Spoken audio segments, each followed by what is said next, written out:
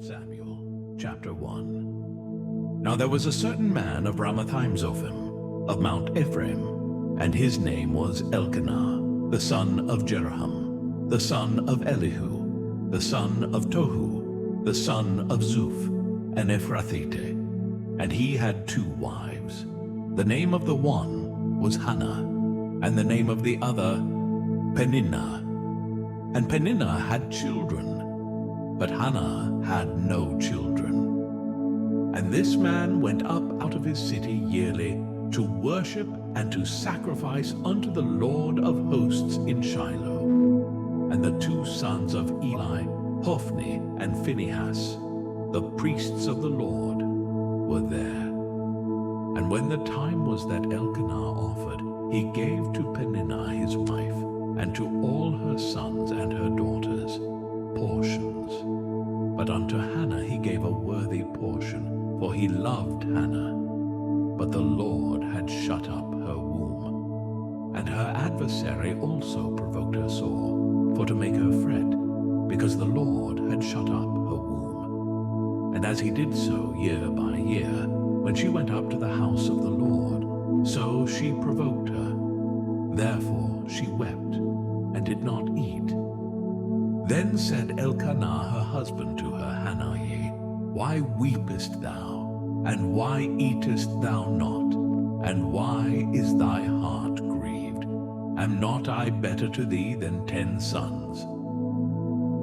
So Hannah rose up after they had eaten in Shiloh, and after they had drunk. Now Eli the priest sat upon a seat by a post of the temple of the Lord, and she was in bitterness of soul, and prayed unto the Lord, and wept sore. And she vowed a vow, and said, O Lord of hosts, if thou wilt indeed look on the affliction of thine handmaid, and remember me, and not forget thine handmaid, but wilt give unto thine handmaid a man-child, then I will give him unto the Lord all the days of his life, and there shall no razor come upon his head. And it came to pass, as she continued praying before the Lord, that Eli marked her mouth. Now Hannah, she spake in her heart, only her lips moved, but her voice was not heard. Therefore Eli thought she had been drunken. And Eli said unto her, How long wilt thou be drunken? Put away thy wine from thee. And Hannah answered and said, No, my lord, I am a woman of a sorrowful spirit. I have drunk neither wine nor strong drink, but have poured out my soul before the Lord. Count not thine handmaid for a daughter of Belial. For out of the abundance of my complaint and grief have I spoken hitherto. Then Eli answered and said, Go in peace, and the God of Israel grant thee thy petition that thou hast asked of him. And she said, Let thine handmaid find grace in thy sight. So the woman went her way, and did eat, and her countenance was no more sad. And they rose up in the morning early, and worshipped before the Lord, and returned, and came to their house to Ramah. And Elkanah knew Hannah his wife, and the Lord remembered her. Wherefore it came to pass, when the time was come about after Hannah had conceived, that she bare a son, and called his name Samuel, saying, Because I have asked him of the Lord. And the man Elkanah and all his house went up to offer unto the Lord the yearly sacrifice and his vow. But Hannah went not up, for she said unto her husband, I will not go up until the child be weaned, and then I will bring him, that he may appear before the Lord, and there abide forever. And Elkanah her husband said unto her, Do what seemeth thee good, tarry, until thou have weaned him. Only the Lord establish his word. So the woman abode, and gave her son suck until she weaned him. And when she had weaned him, she took him up with her with 3 bullocks, and 1 and a bottle of wine, and brought him unto the house of the Lord in Shiloh. And the child was young. And they slew a bullock, and brought the child to Eli. And she said, O my Lord, as thy soul liveth, my Lord, I am the woman that stood by thee here, praying unto the Lord. For this child I prayed, and the Lord hath given me my petition which I asked of him. Therefore also I have lent him to the Lord. As long as he liveth, he shall be lent to the Lord. And he worshipped the Lord there. 1 Samuel chapter 2. And Hannah prayed and said, My heart rejoiceth in the Lord. Mine horn is exalted in the Lord. My mouth is enlarged over mine enemies, because I rejoice in thy salvation. There is none holy as the Lord, for there is none beside thee. Neither is there any rock like our God. Talk no more so exceeding proudly. Let not arrogancy come out of your mouth. For the Lord is a God of knowledge, and by him actions are weighed. The bows of the mighty men are broken, and they that stumbled are girded with strength. They that were full have hired out themselves for bread, and they that were hungry ceased, so that the barren hath borne 7, and she that hath many children is waxed feeble. The Lord killeth and maketh alive.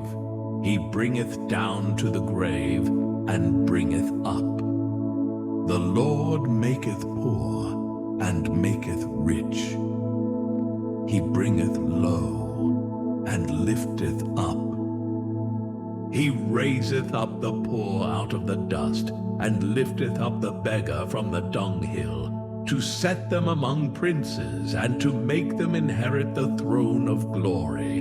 For the pillars of the earth are the Lord's, and he hath set the world upon them. He will keep the feet of his saints, and the wicked shall be silent in darkness. For by strength shall no man prevail. The adversaries of the Lord shall be broken to pieces. Out of heaven shall he thunder upon them. The Lord shall judge the ends of the earth, and he shall give strength unto his king, and exalt the horn of his anointed. And Elkanah went to Ramah to his house, and the child did minister unto the Lord before Eli the priest. Now the sons of Eli were sons of Belial. They knew not the Lord. And the priest's custom with the people was, that when any man offered sacrifice, the priest's servant came, while the flesh was in seething, with a flesh hook of 3 teeth in his hand. And he struck it into the pan, or kettle, or cauldron, or pot. All that the flesh hook brought up, the priest took for himself. So they did in Shiloh unto all the Israelites that came thither. Also before they burnt the fat, the priest's servant came, and said to the man that sacrificed, Give flesh to roast for the priest, for he will not have sodden flesh of thee, but raw.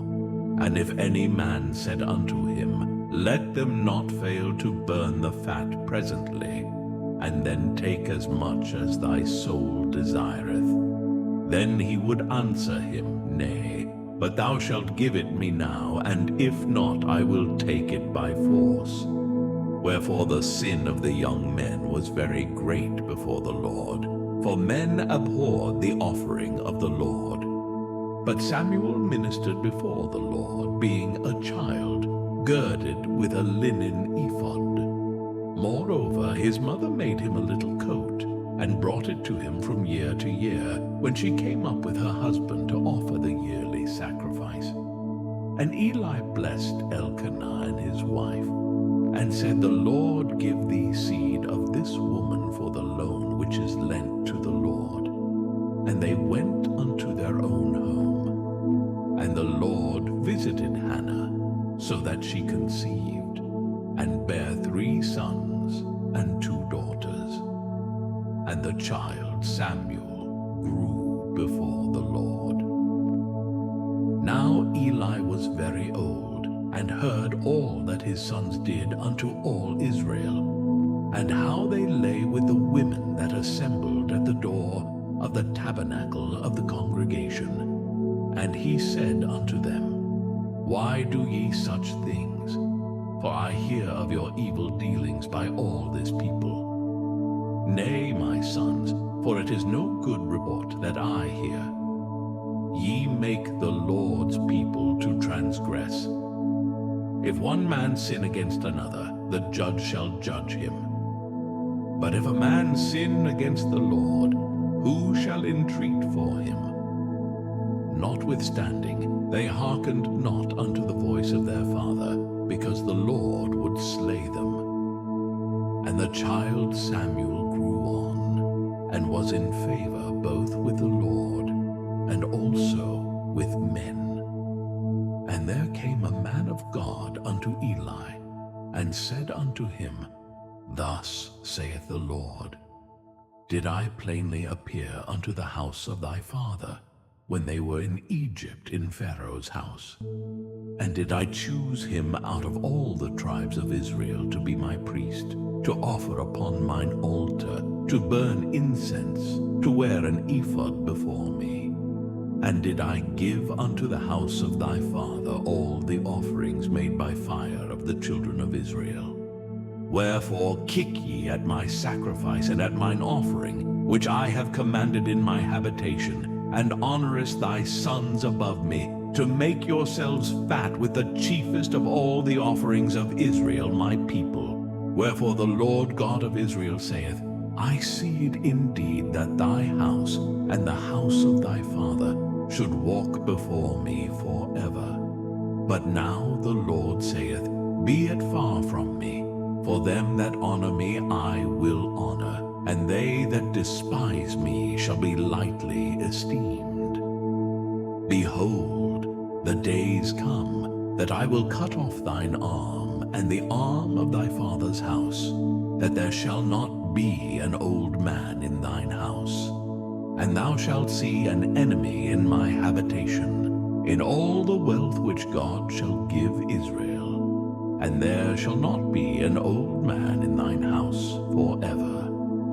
And the man of thine, whom I shall not cut off from mine altar, shall be to consume thine eyes, and to grieve thine heart. And all the increase of thine house shall die in the flower of their age. And this shall be a sign unto thee, that shall come upon thy 2 sons, on Hophni and Phinehas. In one day they shall die both of them.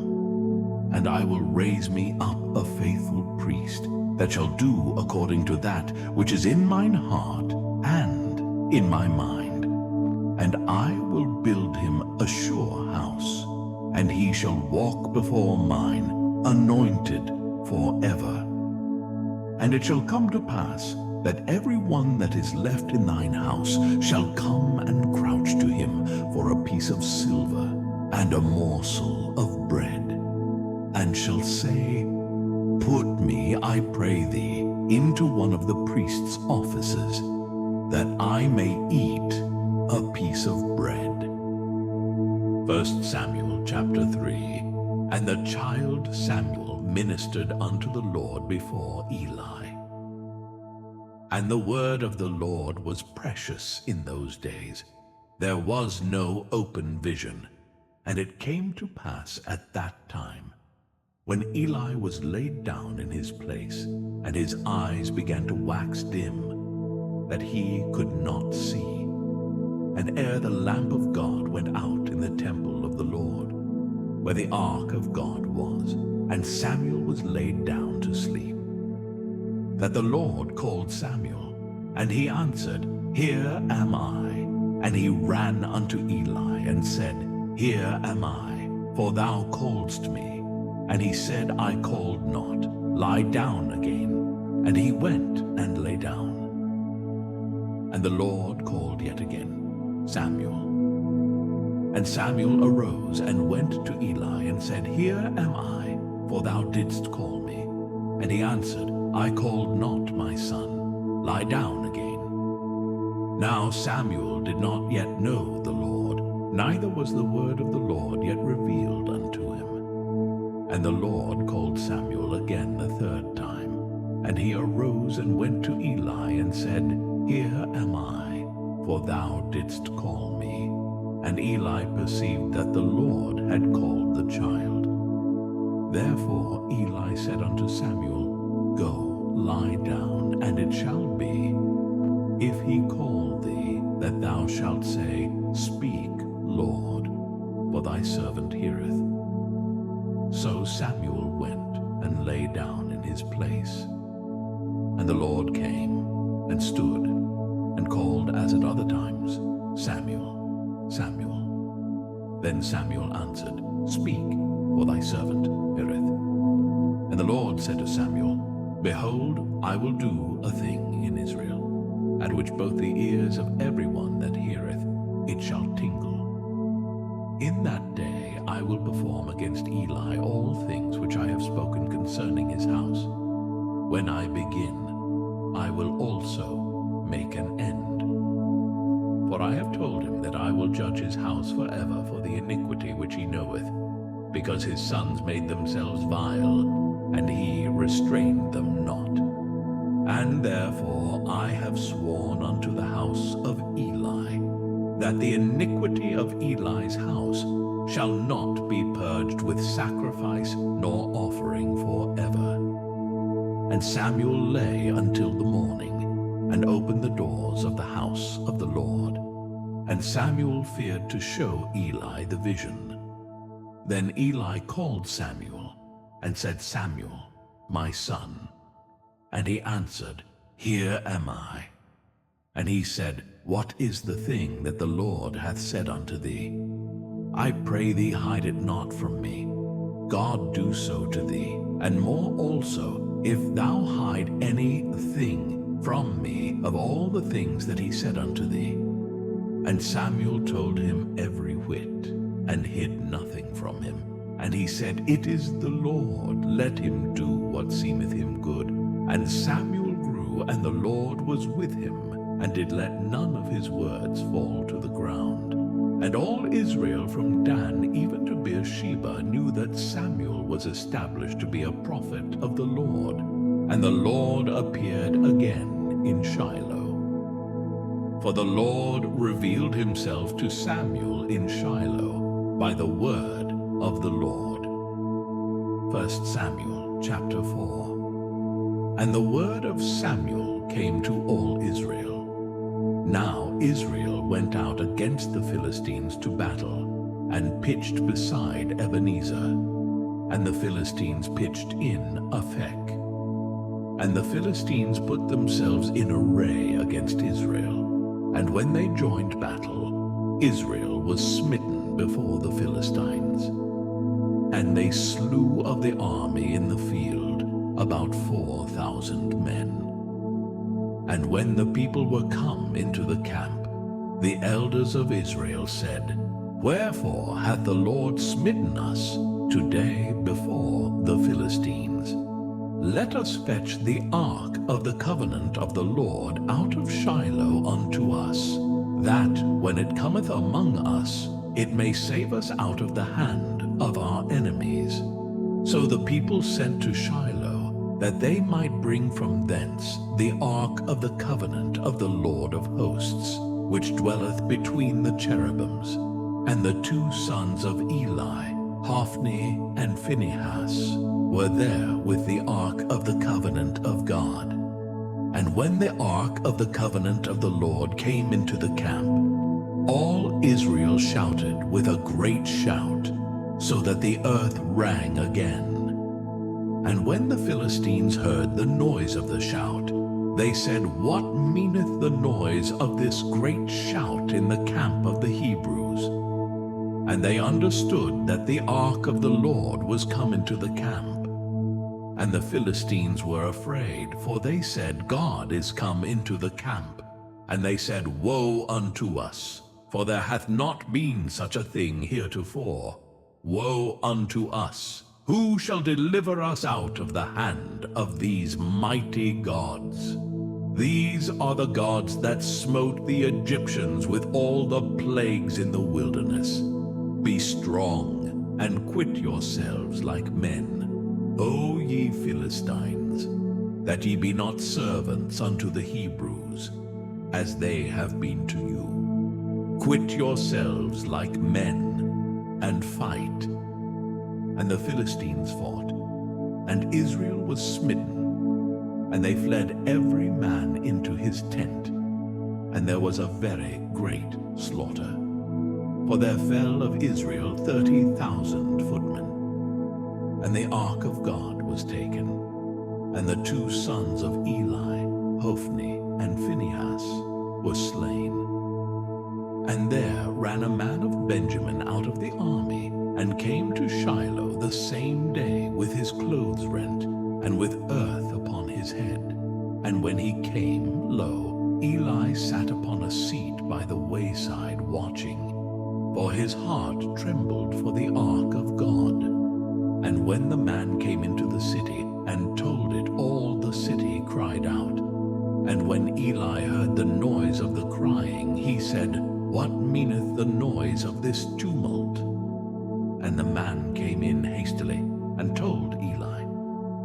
Now Eli was 98 years old, and his eyes were dim, that he could not see. And the man said unto Eli, I am he that came out of the army, and I fled today out of the army. And he said, What is there done, my son? And the messenger answered and said, Israel is fled before the Philistines, and there hath been also a great slaughter among the people. And thy 2 sons also, Hophni and Phinehas, are dead, and the ark of God is taken. And it came to pass, when he made mention of the ark of God, that he fell from off the seat backward by the side of the gate, and his neck brake, and he died. For he was an old man, and heavy, and he had judged Israel 40 years. And his daughter-in-law, Phinehas's wife, was with child, near to be delivered. And when she heard the tidings that the ark of God was taken, and that her father-in-law and her husband were dead, she bowed herself and travailed, for her pains came upon her. And about the time of her death, the women that stood by her said unto her, Fear not, for thou hast borne a son. But she answered not, neither did she regard it. And she named the child Ichabod, saying, The glory is departed from Israel, because the ark of God was taken, and because of her father-in-law and her husband.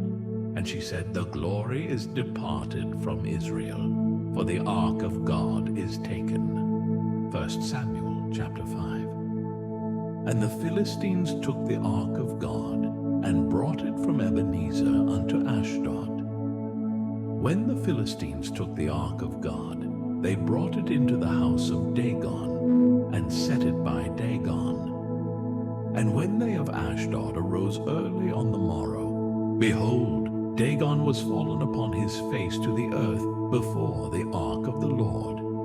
And they took Dagon, and set him in his place again. And when they arose early on the morrow morning, behold, Dagon was fallen upon his face to the ground before the ark of the Lord. And the head of Dagon, and both the palms of his hands, were cut off upon the threshold. Only the stump of Dagon was left to him. Therefore neither the priests of Dagon, nor any that come into Dagon's house, tread on the threshold of Dagon in Ashdod unto this day. But the hand of the Lord was heavy upon them of Ashdod, and he destroyed them, and smote them with emerods, even Ashdod and the coasts thereof. And when the men of Ashdod saw that it was so, they said, The ark of the God of Israel shall not abide with us. for his hand is sore upon us, and upon Dagon our God.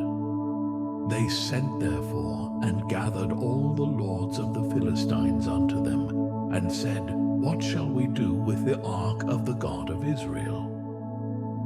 And they answered, Let the ark of the God of Israel be carried about unto Gath. And they carried the ark of the God of Israel about thither. And it was so that, after they had carried it about, the hand of the Lord was against the city with a very great destruction. And he smote the men of the city, both small and great, and they had emerods in their secret parts. Therefore they sent the ark of God to Ekron.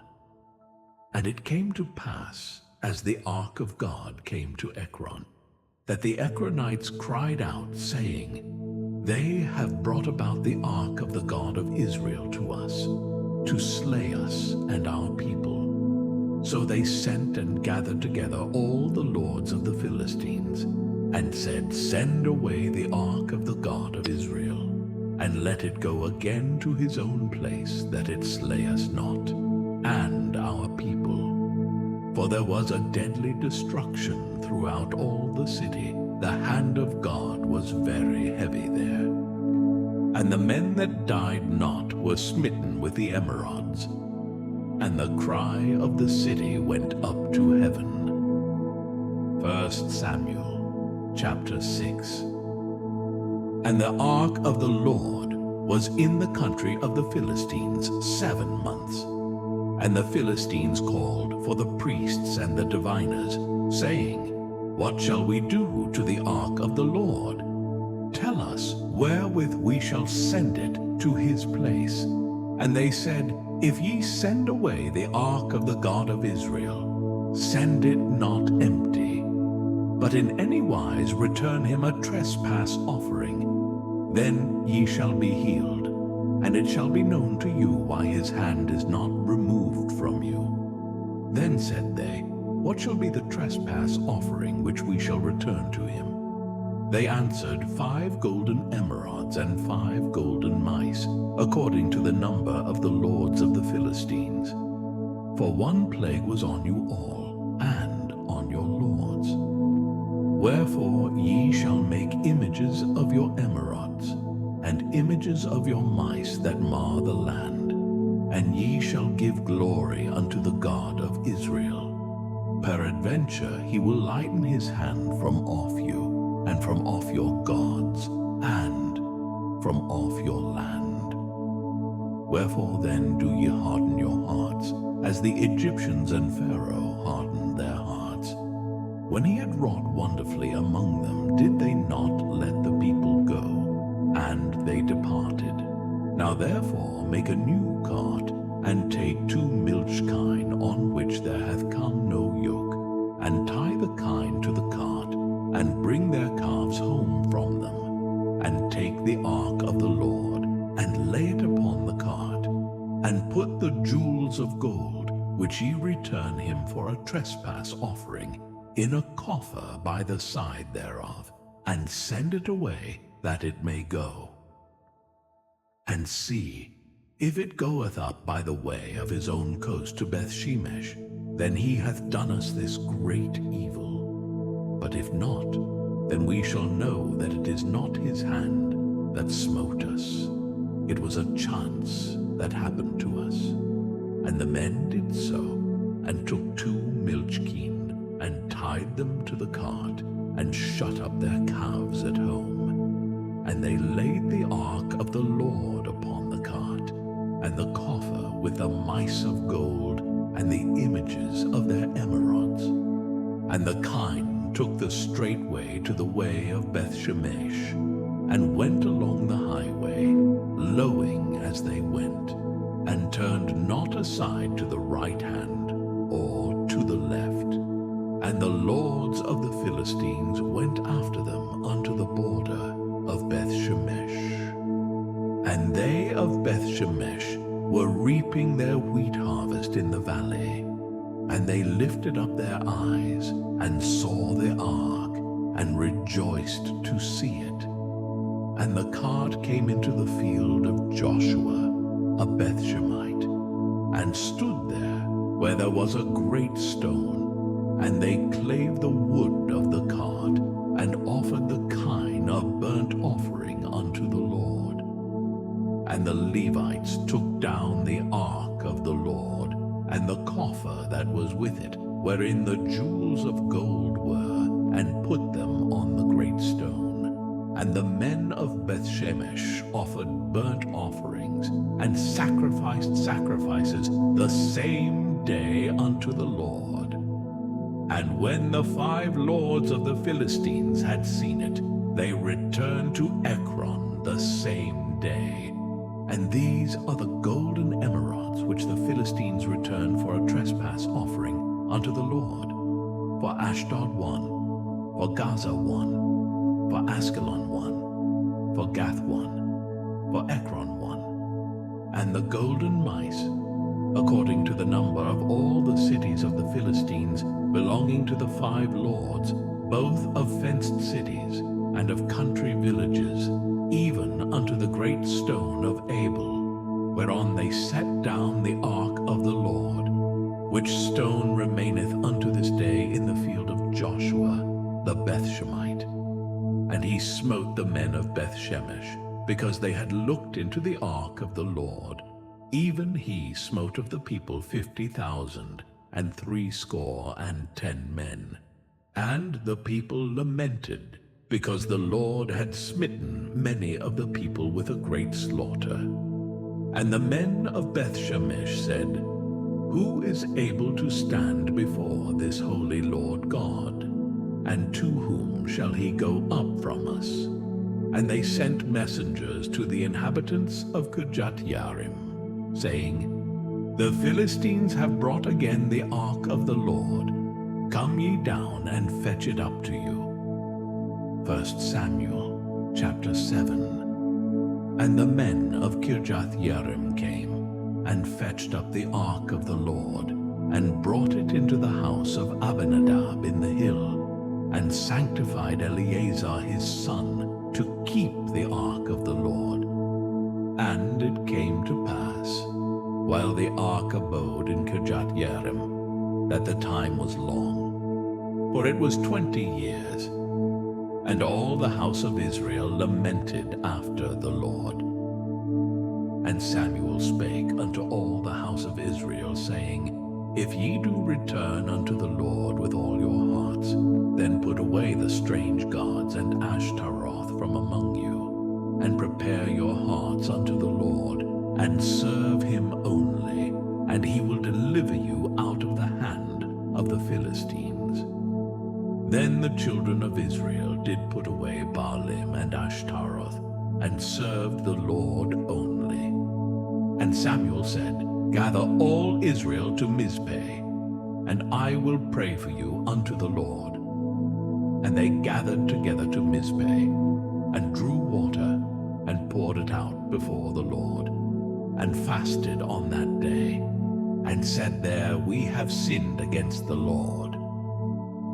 And Samuel judged the children of Israel in Mizpeh.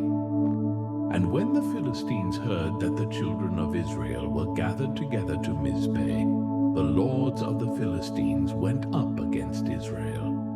And when the children of Israel heard it, they were afraid of the Philistines. And the children of Israel said to Samuel, Cease not to cry unto the Lord our God for us, that he will save us out of the hand of the Philistines. And Samuel took a sucking lamb, and offered it for a burnt offering wholly unto the Lord. And Samuel cried unto the Lord for Israel, and the Lord heard him. And as Samuel was offering up the burnt offering, the Philistines drew near to battle against Israel. But the Lord thundered with a great thunder on that day upon the Philistines, and discomfited them, and they were smitten before Israel. And the men of Israel went out of Mizpeh, and pursued the Philistines, and smote them, until they came under Bethkar. Then Samuel took a stone and set it between Mizpeh and Shen, and called the name of it Ebenezer, saying, Hitherto hath the Lord helped us. So the Philistines were subdued, and they came no more into the coast of Israel. And the hand of the Lord was against the Philistines all the days of Samuel. And the cities which the Philistines had taken from Israel were restored to Israel, from Ekron even unto Gath. And the coasts thereof did Israel deliver out of the hands of the Philistines. And there was peace between Israel and the Amorites. And Samuel judged Israel all the days of his life. And he went from year to year in circuit to Bethel and Gilgal and Mizpeh, and judged Israel in all those places. And his return was to Ramah, for there was his house, and there he judged Israel. And there he built an altar unto the Lord. 1 Samuel chapter 8. And it came to pass, when Samuel was old, that he made his sons judges over Israel. Now the name of his firstborn was Joel, and the name of his second, Abiah. They were judges in Beersheba. And his sons walked not in his ways, but turned aside after lucre, and took bribes, and perverted judgment. Then all the elders of Israel gathered themselves together, and came to Samuel unto Ramah, and said unto him, Behold, thou art old, and thy sons walk not in thy ways. Now make us a king to judge us like all the nations. But the thing displeased Samuel, when they said, Give us a king to judge us. And Samuel prayed unto the Lord. And the Lord said unto Samuel, Hearken unto the voice of the people in all that they say unto thee. For they have not rejected thee, but they have rejected me, that I should not reign over them. According to all the works which they have done since the day that I brought them up out of Egypt, even unto this day, wherewith they have forsaken me, and served other gods, so do they also unto thee. Now therefore hearken unto their voice. Howbeit yet protest solemnly unto them, and show them the manner of the king that shall reign over them. And Samuel told all the words of the Lord unto the people that asked of him a king. And he said, This will be the manner of the king that shall reign over you. He will take your sons and appoint them for himself, for his chariots, and to be his horsemen. And some shall run before his chariots. And he will appoint him captains over thousands, and captains over 50s, and will set them to ear his ground, and to reap his harvest, and to make his instruments of war, and instruments of his chariots. And he will take your daughters to be confectionaries, and to be cooks, and to be bakers. And he will take your fields, and your vineyards, and your olive yards, even the best of them, and give them to his servants. And he will take the 10th of your seed, and of your vineyards, and give to his officers, and to his servants. And he will take your men servants, and your maid servants, and your goodliest young men, and your asses, and put them to his work. He will take the 10th of your sheep, and ye shall be his servants. And ye shall cry out in that day, because of your king, which ye shall have chosen you. And the Lord will not hear you in that day. Nevertheless, the people refused to obey the voice of Samuel. And they said, Nay, but we will have a king over us, that we also may be like all the nations, and that our king may judge us, and go out before us, and fight our battles.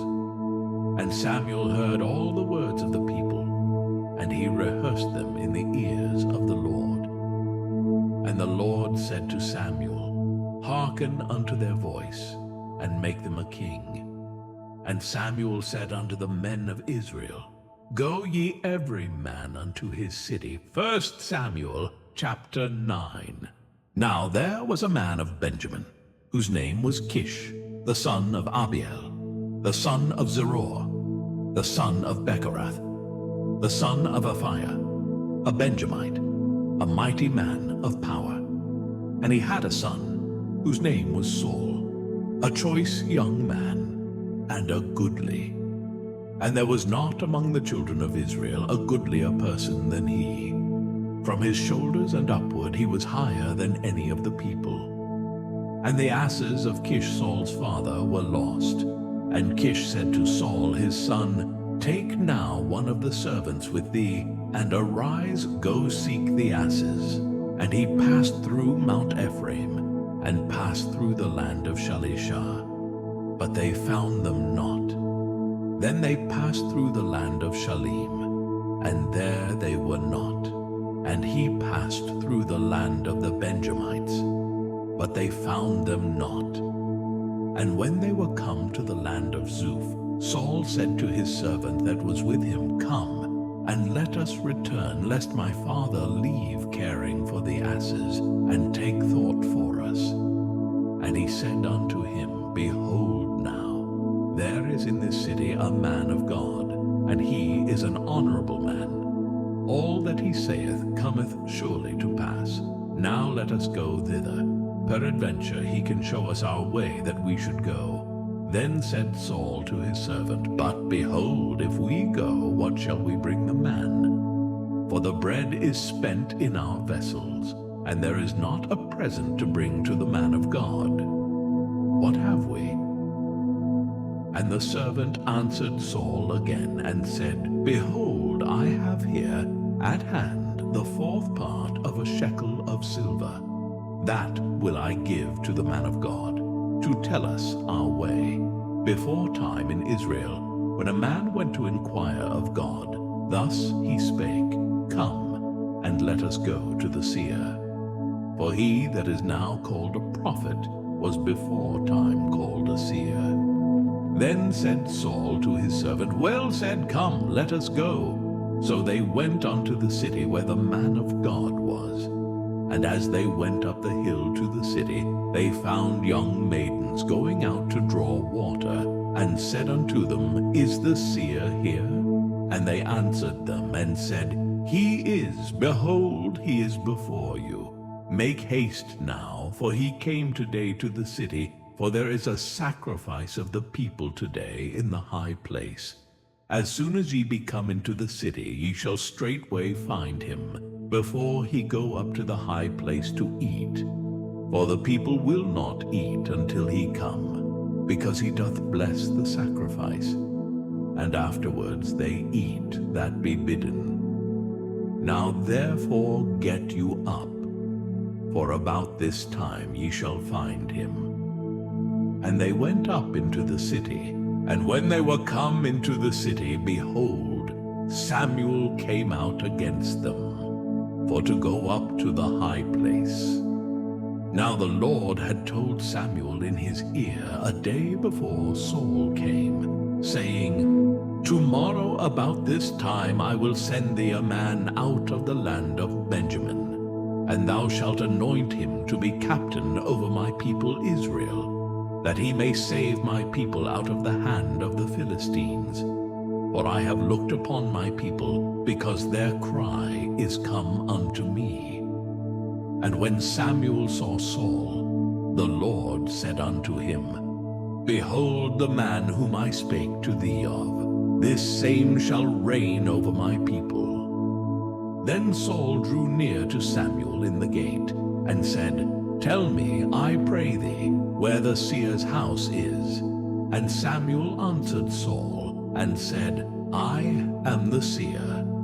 Go up before me unto the high place, for ye shall eat with me today, and tomorrow I will let thee go, and will tell thee all that is in thine heart. And as for thine asses that were lost 3 days ago, set not thy mind on them, for they are found.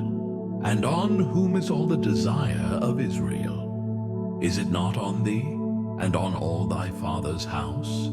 And Saul answered and said, Am not I a Benjamite of the smallest of the tribes of Israel, and my family the least of all the families of the tribe of Benjamin? Wherefore then speakest thou so to me? And Samuel took Saul and his servant, and brought them into the parlor, and made them sit in the chiefest place among them that were bidden, which were about 30 persons. And Samuel said unto the cook, Bring the portion which I gave thee, of which I said unto thee, Set it by thee. And the cook took up the shoulder, and that which was upon it, and set it before Saul. And Samuel said, Behold, that which is left, set it before thee, and eat. For unto this time hath it been kept for thee, since I said, I have invited the people. So Saul did eat with Samuel that day. And when they were come down from the high place into the city, Samuel communed with Saul upon the top of the house. And they arose early, and it came to pass about the spring of the day, that Samuel called Saul to the top of the house, saying, Up, that I may send thee away. And Saul arose, and they went out both of them, he and Samuel, abroad. And as they were going down to the end of the city, Samuel said to Saul, Bid the servant pass on before us. And he passed on. But stand thou still a while, that I may show thee the word of God.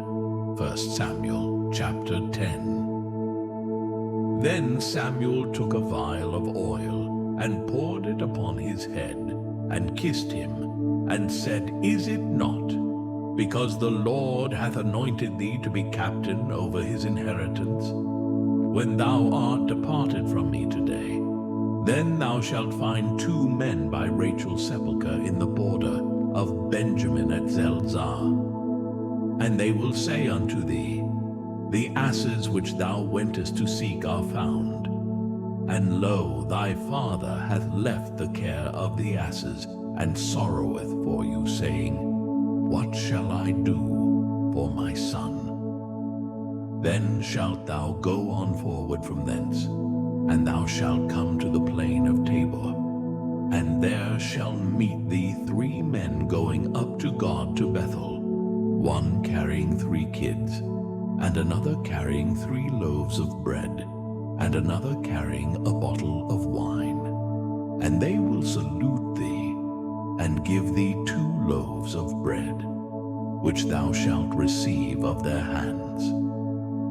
After that thou shalt come to the hill of God, where is the garrison of the Philistines.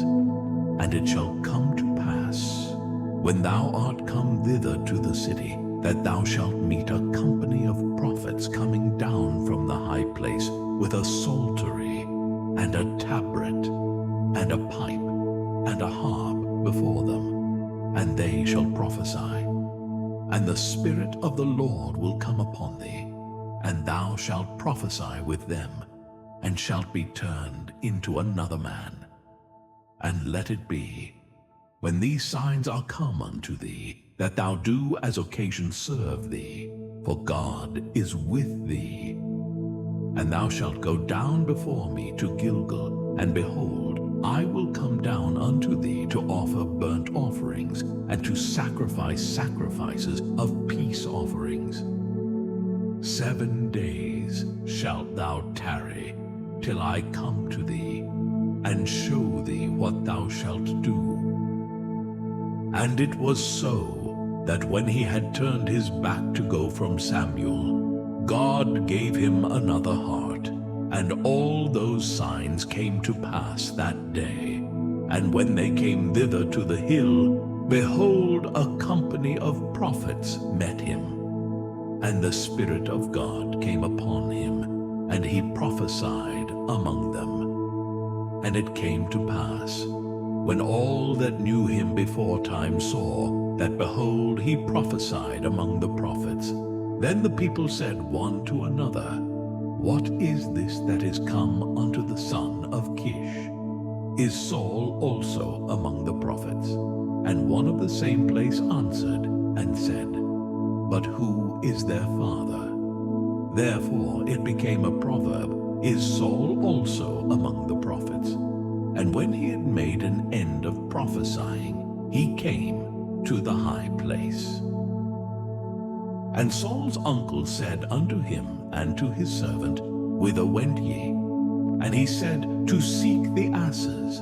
And when we saw that they were nowhere, we came to Samuel. And Saul's uncle said, Tell me, I pray thee, what Samuel said unto you. And Saul said unto his uncle, He told us plainly that the asses were found. But of the matter of the kingdom whereof Samuel spake, he told him not. And Samuel called the people together unto the Lord to Mizpeh, and said unto the children of Israel, Thus saith the Lord God of Israel, I brought up Israel out of Egypt, and delivered you out of the hand of the Egyptians, and out of the hand of all kingdoms, and of them that oppressed you. And ye have this day rejected your God, who himself saved you out of all your adversities and your tribulations. And ye have said unto him, Nay, but set a king over us. Now therefore present yourselves before the Lord by your tribes, and by your thousands. And when Samuel had caused all the tribes of Israel to come near, the tribe of Benjamin was taken. When he had caused the tribe of Benjamin to come near by their families, the family of Matri was taken, and Saul the son of Kish was taken. And when they sought him, he could not be found. Therefore they inquired of the Lord further, if the man should yet come thither. And the Lord answered, Behold, he hath hid himself among the stuff. And they ran and fetched him thence. And when he stood among the people, he was higher than any of the people from his shoulders and upward. And Samuel said to all the people, See ye him whom the Lord hath chosen, that there is none like him among all the people. And all the people shouted and said, God save the king. Then Samuel told the people the manner of the kingdom, and wrote it in a book, and laid it up before the Lord. And Samuel sent all the people away, every man to his house.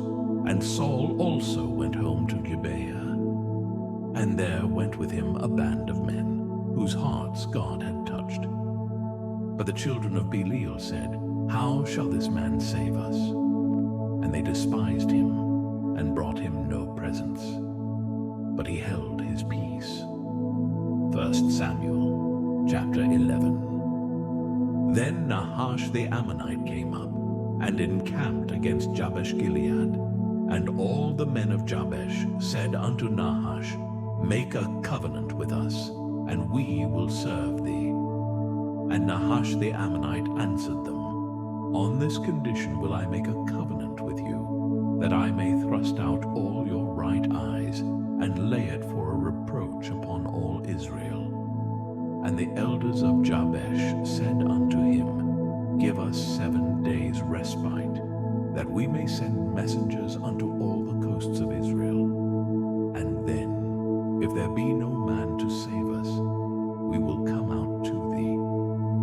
Then came the messengers to Gibeah of Saul, and told the tidings in the ears of the people. And all the people lifted up their voices, and wept.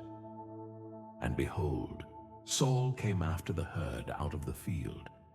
And Saul said, What aileth the people that they weep?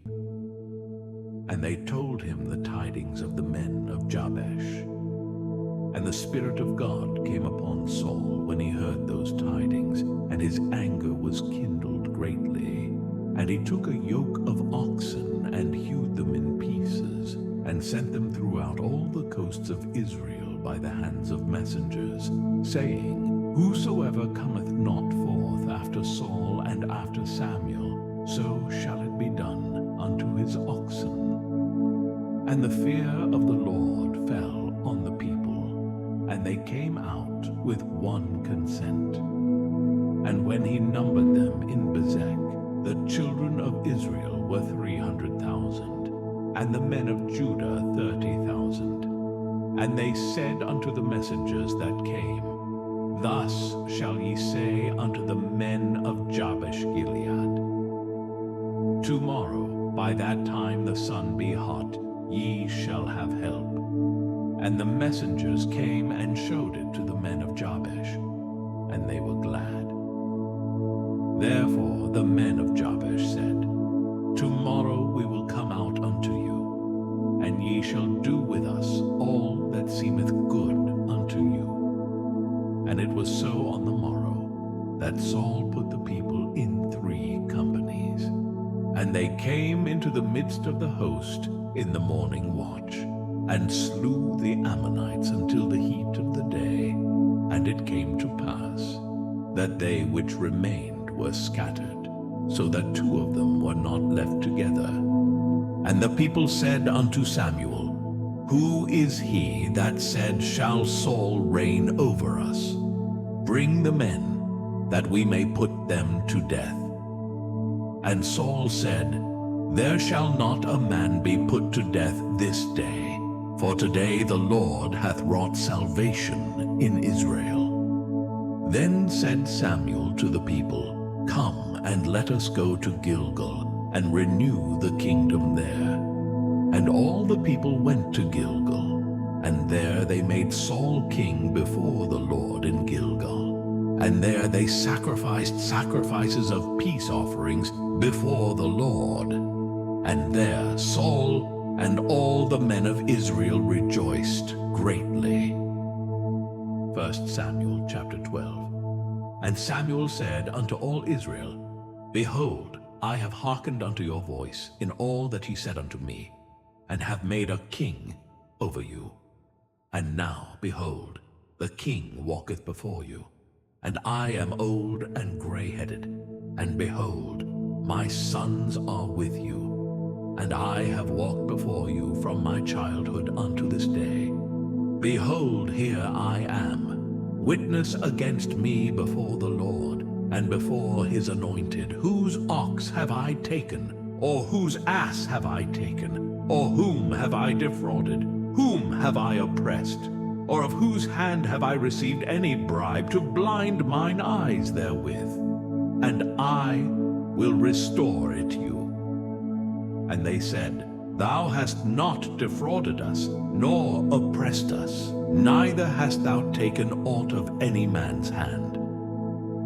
And he said unto them, The Lord is witness against you, and his anointed is witness this day, that ye have not found aught in my hand. And they answered, He is witness.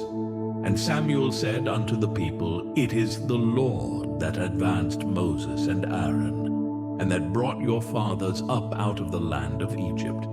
Now therefore stand still, that I may reason with you before the Lord of all the righteous acts of the Lord, which he did to you, and to your fathers. When Jacob was come into Egypt, and your fathers cried unto the Lord, then the Lord sent Moses and Aaron, which brought forth your fathers out of Egypt, and made them dwell in this place. And when they forgat the Lord their God, he sold them into the hand of Sisera, captain of the host of Hazor, and into the hand of the Philistines, and into the hand of the king of Moab. And they fought against them. And they cried unto the Lord, and said, We have sinned, because we have forsaken the Lord, and have served Baalim and Ashtaroth. But now deliver us out of the hand of our enemies, and we will serve thee. And the Lord sent Jerubbaal, and Bedan, and Jephthah, and Samuel, and delivered you out of the hand of your enemies on every side, and ye dwelled safe. And when ye saw that Nahash the king of the children of Ammon came against you, ye said unto me, Nay, but a king shall reign over us, when the Lord your God was your king. Now therefore behold the king whom ye have chosen, and whom ye have desired. And behold, the Lord hath set a king over you. If ye will fear the Lord, and serve him, and obey his voice, and not rebel against the commandment of the Lord, then shall both ye and also the king that reigneth over you continue following the Lord your God. But if ye will not obey the voice of the Lord, but rebel against the commandment of the Lord, then shall the hand of the Lord be against you, as it was against your fathers. Now, therefore, stand and see this great thing, which the Lord will do before your eyes. Is it not wheat harvest today? I will call unto the Lord, and he shall send thunder and rain, that ye may perceive and see that your wickedness is great, which ye have done in the sight of the Lord, in asking you a king. So Samuel called unto the Lord, and the Lord sent thunder and rain that day. And all the people greatly feared the Lord and Samuel. And all the people said unto Samuel, Pray for thy servants unto the Lord thy God, that we die not.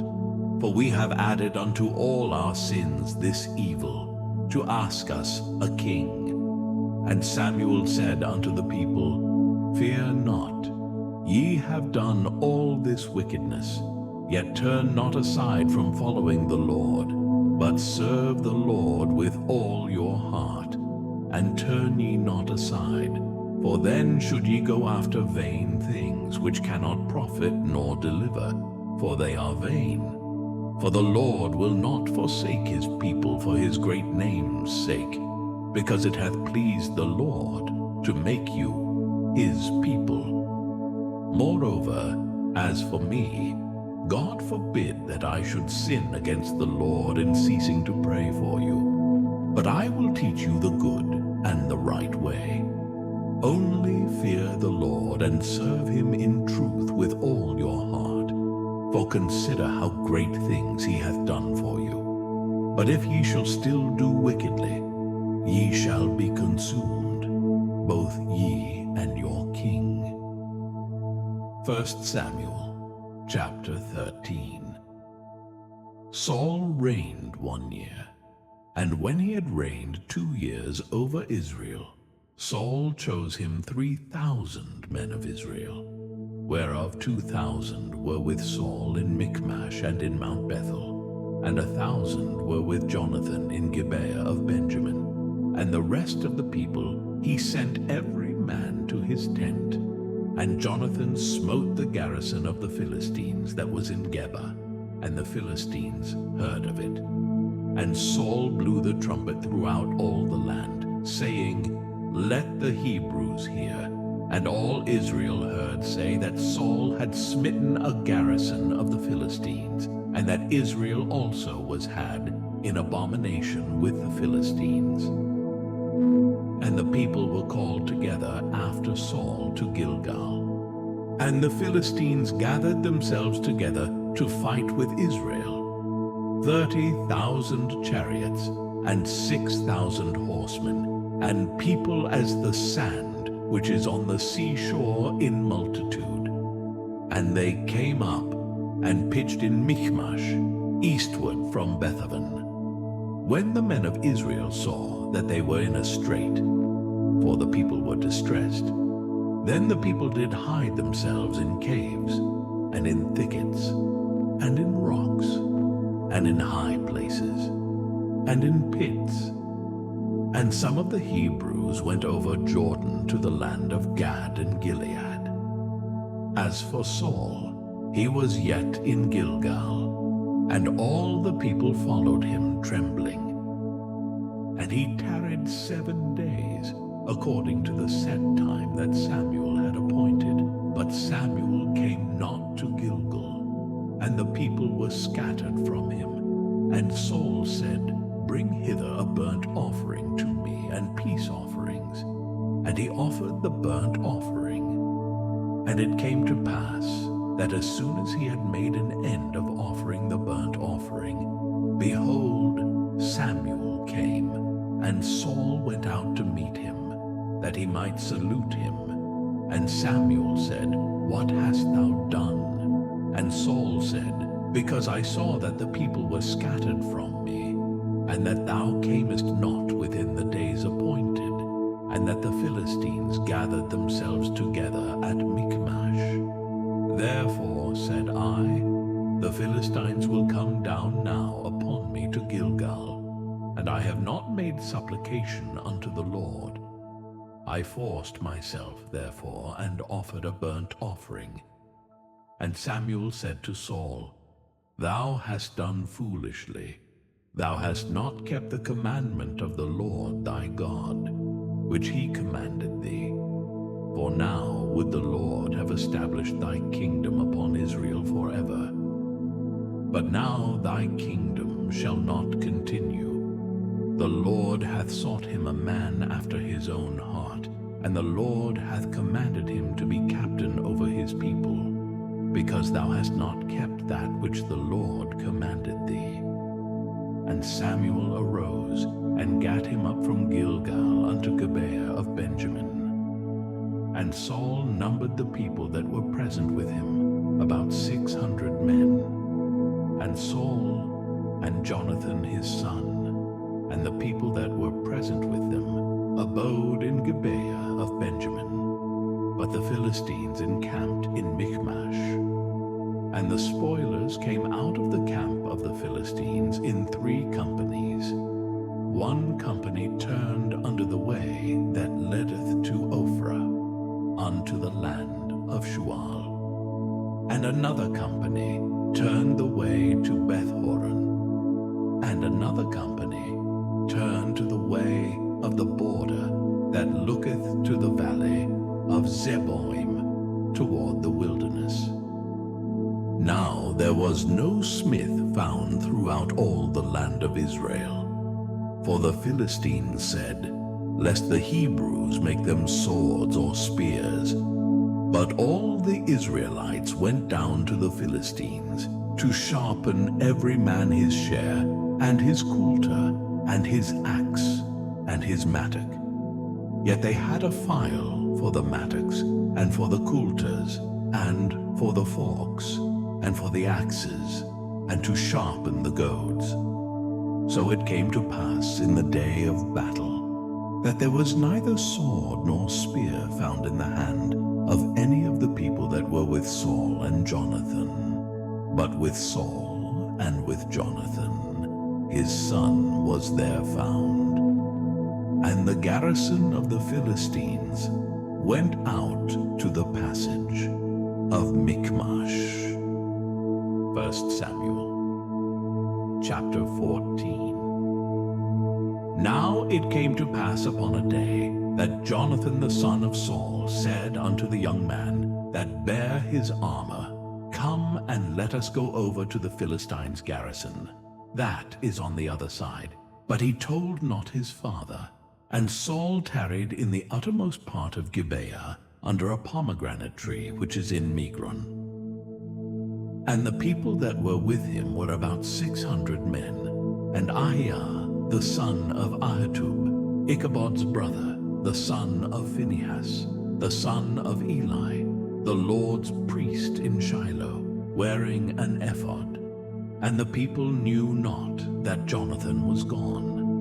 And between the passages by which Jonathan sought to go over unto the Philistines' garrison, there was a sharp rock on the one side, and a sharp rock on the other side. And the name of the one was Bozez, and the name of the other Sinai. The forefront of the one was situate northward over against Michmash, and the other southward over against Gibeah. And Jonathan said to the young man that bare his armor, Come, and let us go over unto the garrison of these uncircumcised. It may be that the Lord will work for us, for there is no restraint to the Lord to save by many or by few. And his armor-bearer said unto him, Do all that is in thine heart, turn thee, behold, I am with thee, according to thy heart. Then said Jonathan, Behold, we will pass over unto these men, and we will discover ourselves unto them. If they say thus unto us, Tarry until we come to you, then we will stand still in our place, and will not go up unto them. But if they say thus, Come up unto us, then we will go up. For the Lord hath delivered them into our hand, and this shall be a sign unto us. And both of them discovered themselves unto the garrison of the Philistines. And the Philistines said, Behold, the Hebrews come forth out of the holes where they had hid themselves. And the men of the garrison answered Jonathan and his armor-bearer, and said, Come up to us, and we will show you a thing. And Jonathan said unto his armor-bearer, Come up after me, for the Lord hath delivered them into the hand of Israel. And Jonathan climbed up upon his hands and upon his feet, and his armor-bearer after him. And they fell before Jonathan, and his armor-bearer slew after him. And that first slaughter, which Jonathan and his armor-bearer made, was about 20 men, within, as it were, an half acre of land, which a yoke of oxen might plough. And there was trembling in the host in the field, and among all the people, the garrison and the spoilers. They also trembled, and the earth quaked. So it was a very great trembling. And the watchmen of Saul in Gibeah of Benjamin looked, and behold, the multitude melted away, and they went on beating down one another. Then said Saul unto the people that were with him, Number now, and see who is gone from us. And when they had numbered, behold, Jonathan and his armor-bearer were not there. And Saul said unto Ahiah, Bring hither the ark of God. For the ark of God was at that time with the children of Israel. And it came to pass, while Saul talked unto the priest, that the noise that was in the host of the Philistines went on and increased. And Saul said unto the priest, Withdraw thine hand. And Saul and all the people that were with him assembled themselves, and they came to the battle. And behold, every man's sword was against his fellow, and there was a very great discomfiture. Moreover, the Hebrews that were with the Philistines before that time, which went up with them into the camp from the country round about, even they also turned to be with the Israelites that were with Saul and Jonathan. Likewise all the men of Israel which had hid themselves in Mount Ephraim, when they heard that the Philistines fled, even they also followed hard after them in the battle. So the Lord saved Israel that day, and the battle passed over unto Bethaven. And the men of Israel were distressed that day, for Saul had adjured the people, saying, Cursed be the man that eateth any food until evening, that I may be avenged on mine enemies. So none of the people tasted any food. And all they of the land came to a wood, and there was honey upon the ground. And when the people were come into the wood, behold, the honey dropped. But no man put his hand to his mouth, for the people feared the oath. But Jonathan heard not when his father charged the people with the oath. Wherefore he put forth the end of the rod that was in his hand, and dipped it in an honeycomb, and put his hand to his mouth, and his eyes were enlightened. Then answered one of the people and said, Thy father straitly charged the people with an oath, saying, Cursed be the man that eateth any food this day. And the people were faint. Then said Jonathan, My father hath troubled the land. See, I pray you, how mine eyes have been enlightened, because I tasted a little of this honey. How much more, if haply the people had eaten freely today of the spoil of their enemies which they found? For had there not been now a much greater slaughter among the Philistines? And they smote the Philistines that day from Michmash to Aijalon, and the people were very faint. And the people flew upon the spoil, and took sheep, and oxen, and calves, and slew them on the ground. And the people did eat them with the blood. Then they told Saul, saying, Behold, the people sin against the Lord, in that they eat with the blood. And he said, Ye have transgressed. Roll a great stone unto me this day. And Saul said, Disperse yourselves among the people, and say unto them, Bring me hither every man his ox, and every man his sheep, and slay them here, and eat, and sin not against the Lord in eating with the blood. And all the people brought every man his ox with him that night, and slew them there. And Saul built an altar unto the Lord. The same was the first altar that he built unto the Lord. And Saul said, Let us go down after the Philistines by night, and spoil them until the morning light, and let us not leave a man of them. And they said, Do whatsoever seemeth good unto thee. Then said the priest, Let us draw near hither unto God.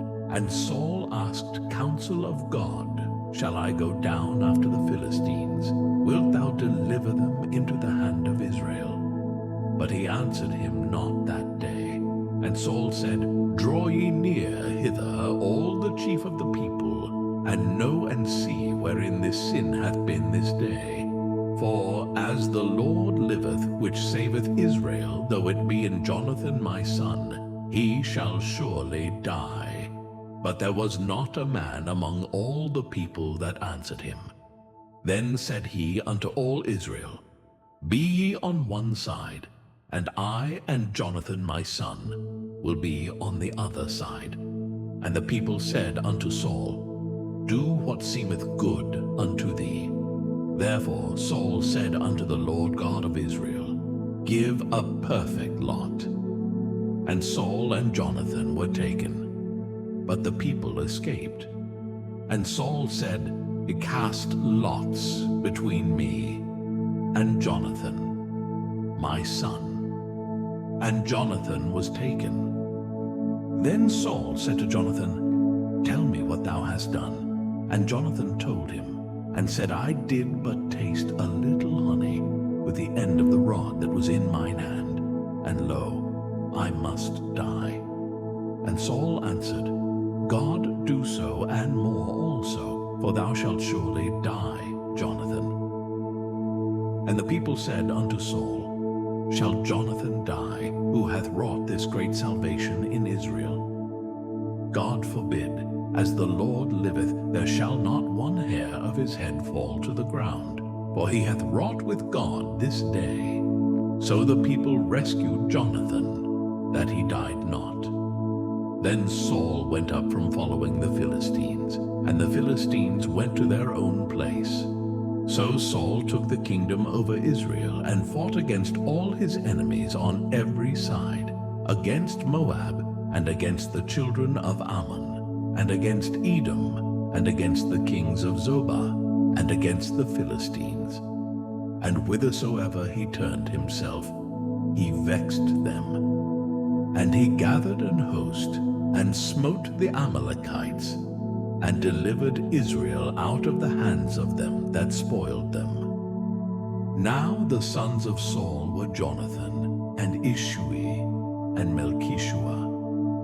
And the names of his 2 daughters were these: the name of the firstborn Merab, and the name of the younger Michal.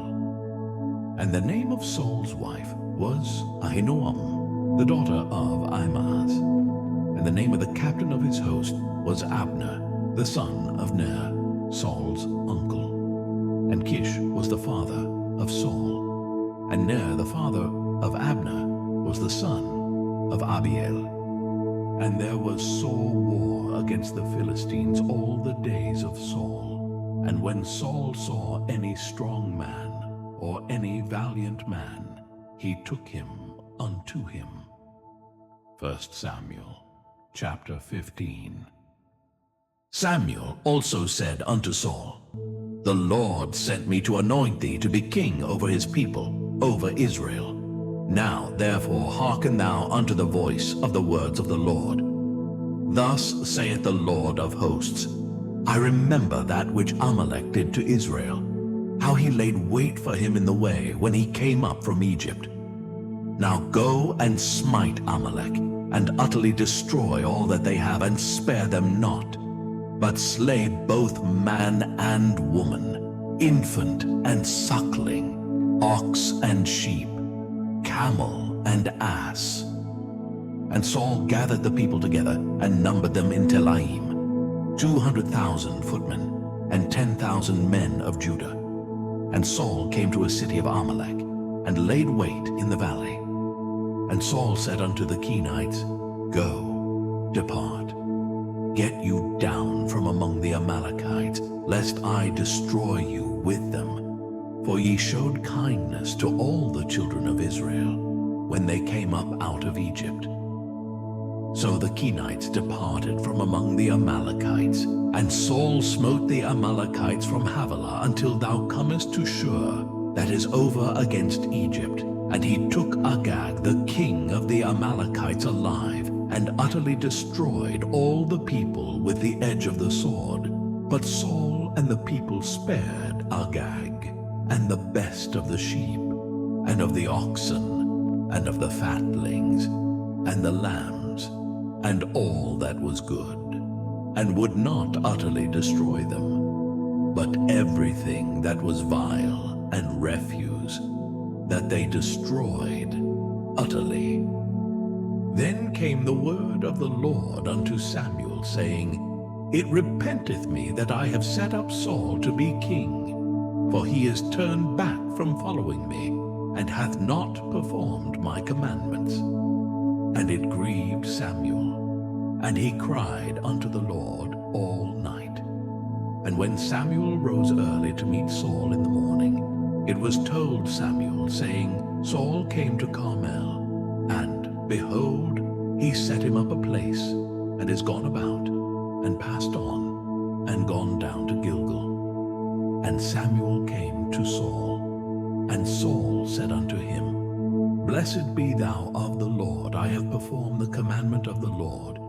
And Samuel said, What meaneth then this bleating of the sheep in mine ears, and the lowing of the oxen which I hear? And Saul said, They have brought them from the Amalekites, for the people spared the best of the sheep and of the oxen, to sacrifice unto the Lord thy God, and the rest we have utterly destroyed. Then Samuel said unto Saul, Stay, and I will tell thee what the Lord hath said to me this night. And he said unto him, Say on. And Samuel said, When thou wast little in thine own sight, wast thou not made the head of the tribes of Israel? And the Lord anointed thee king over Israel. And the Lord sent thee on a journey, and said, Go and utterly destroy the sinners, the Amalekites, and fight against them until they be consumed. Wherefore then didst thou not obey the voice of the Lord, but didst fly upon the spoil, and didst evil in the sight of the Lord? And Saul said unto Samuel, Yea, I have obeyed the voice of the Lord, and have gone the way which the Lord sent me, and have brought Agag the king of Amalek, utterly destroyed the Amalekites. But the people took of the spoil sheep and oxen, the chief of the things which should have been utterly destroyed, to sacrifice unto the Lord thy God in Gilgal. And Samuel said, Hath the Lord as great delight in burnt offerings and sacrifices as in obeying the voice of the Lord? Behold, to obey is better than sacrifice, and to hearken than the fat of rams. For rebellion is as the sin of witchcraft, and stubbornness is as iniquity and idolatry. Because thou hast rejected the word of the Lord, he hath also rejected thee from being king.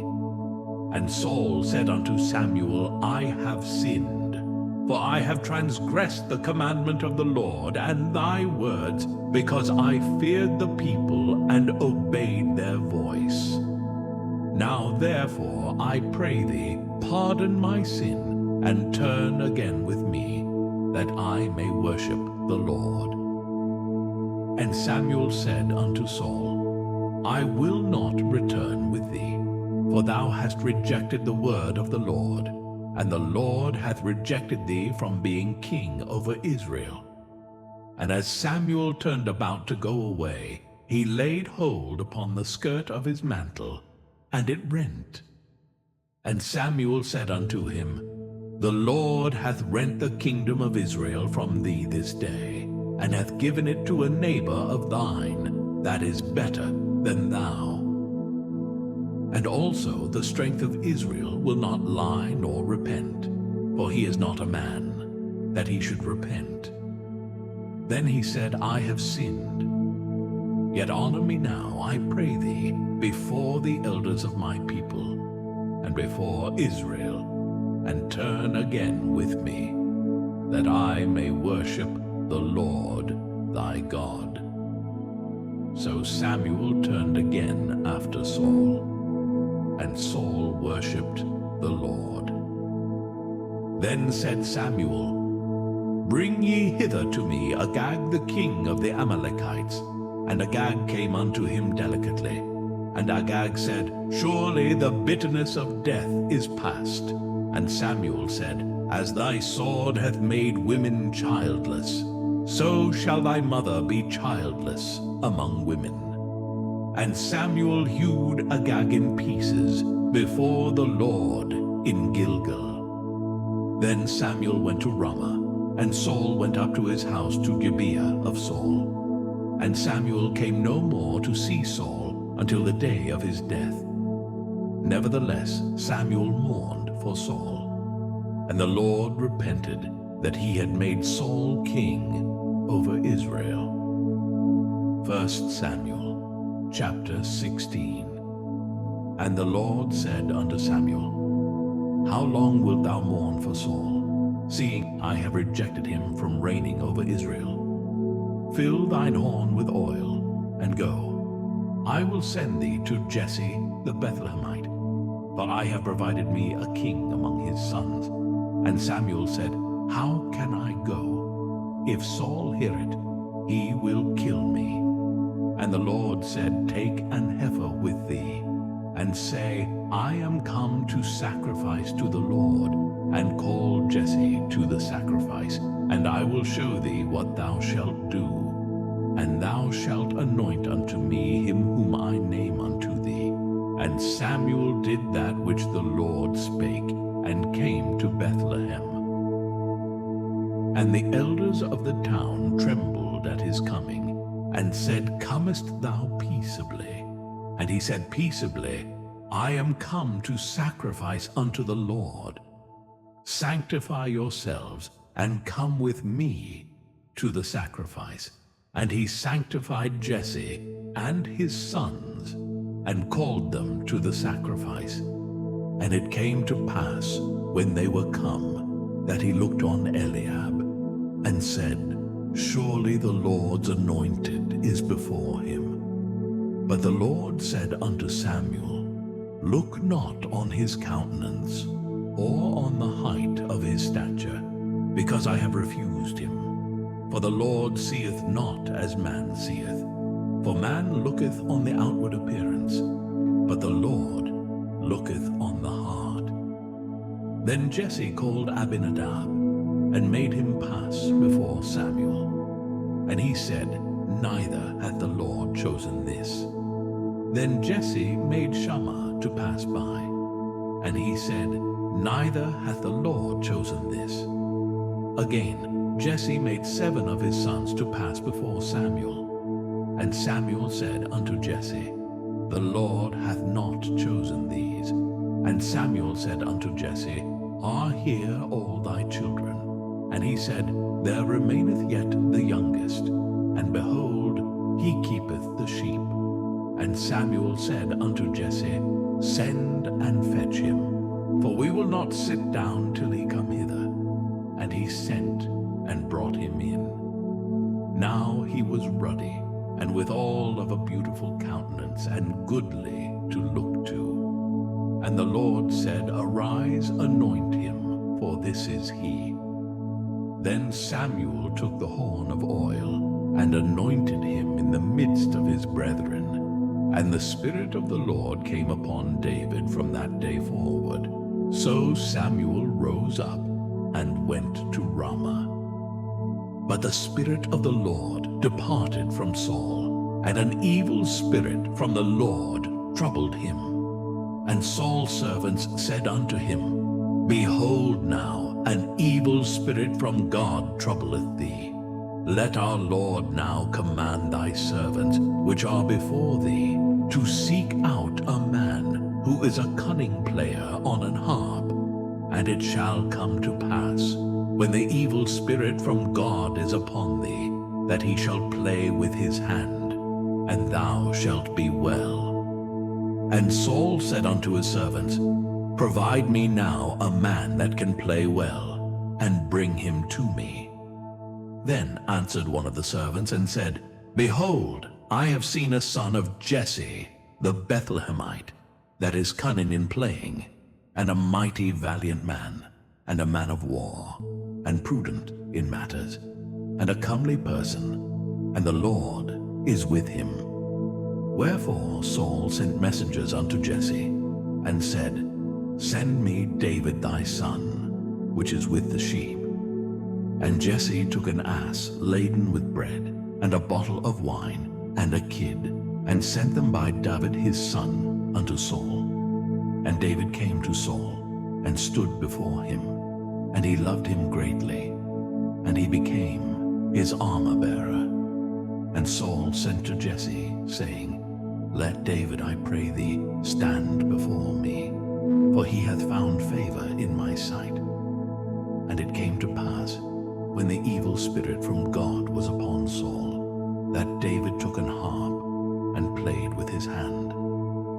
So Saul was refreshed, and was well, and the evil spirit departed from him.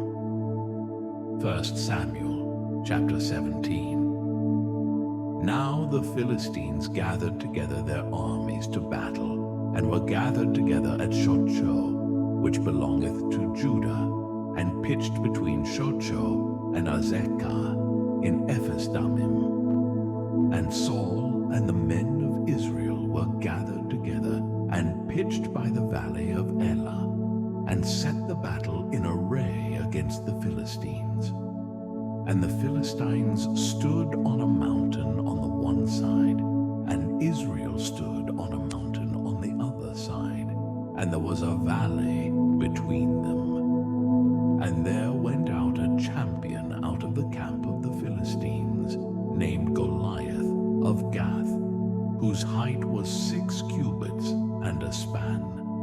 And he had an helmet of brass upon his head, and he was armed with a coat of mail, and the weight of the coat was 5,000 shekels of brass. And he had greaves of brass upon his legs, and a target of brass between his shoulders. And the staff of his spear was like a weaver's beam, and his spear's head weighed 600 shekels of iron. And one bearing a shield went before him. And he stood and cried unto the army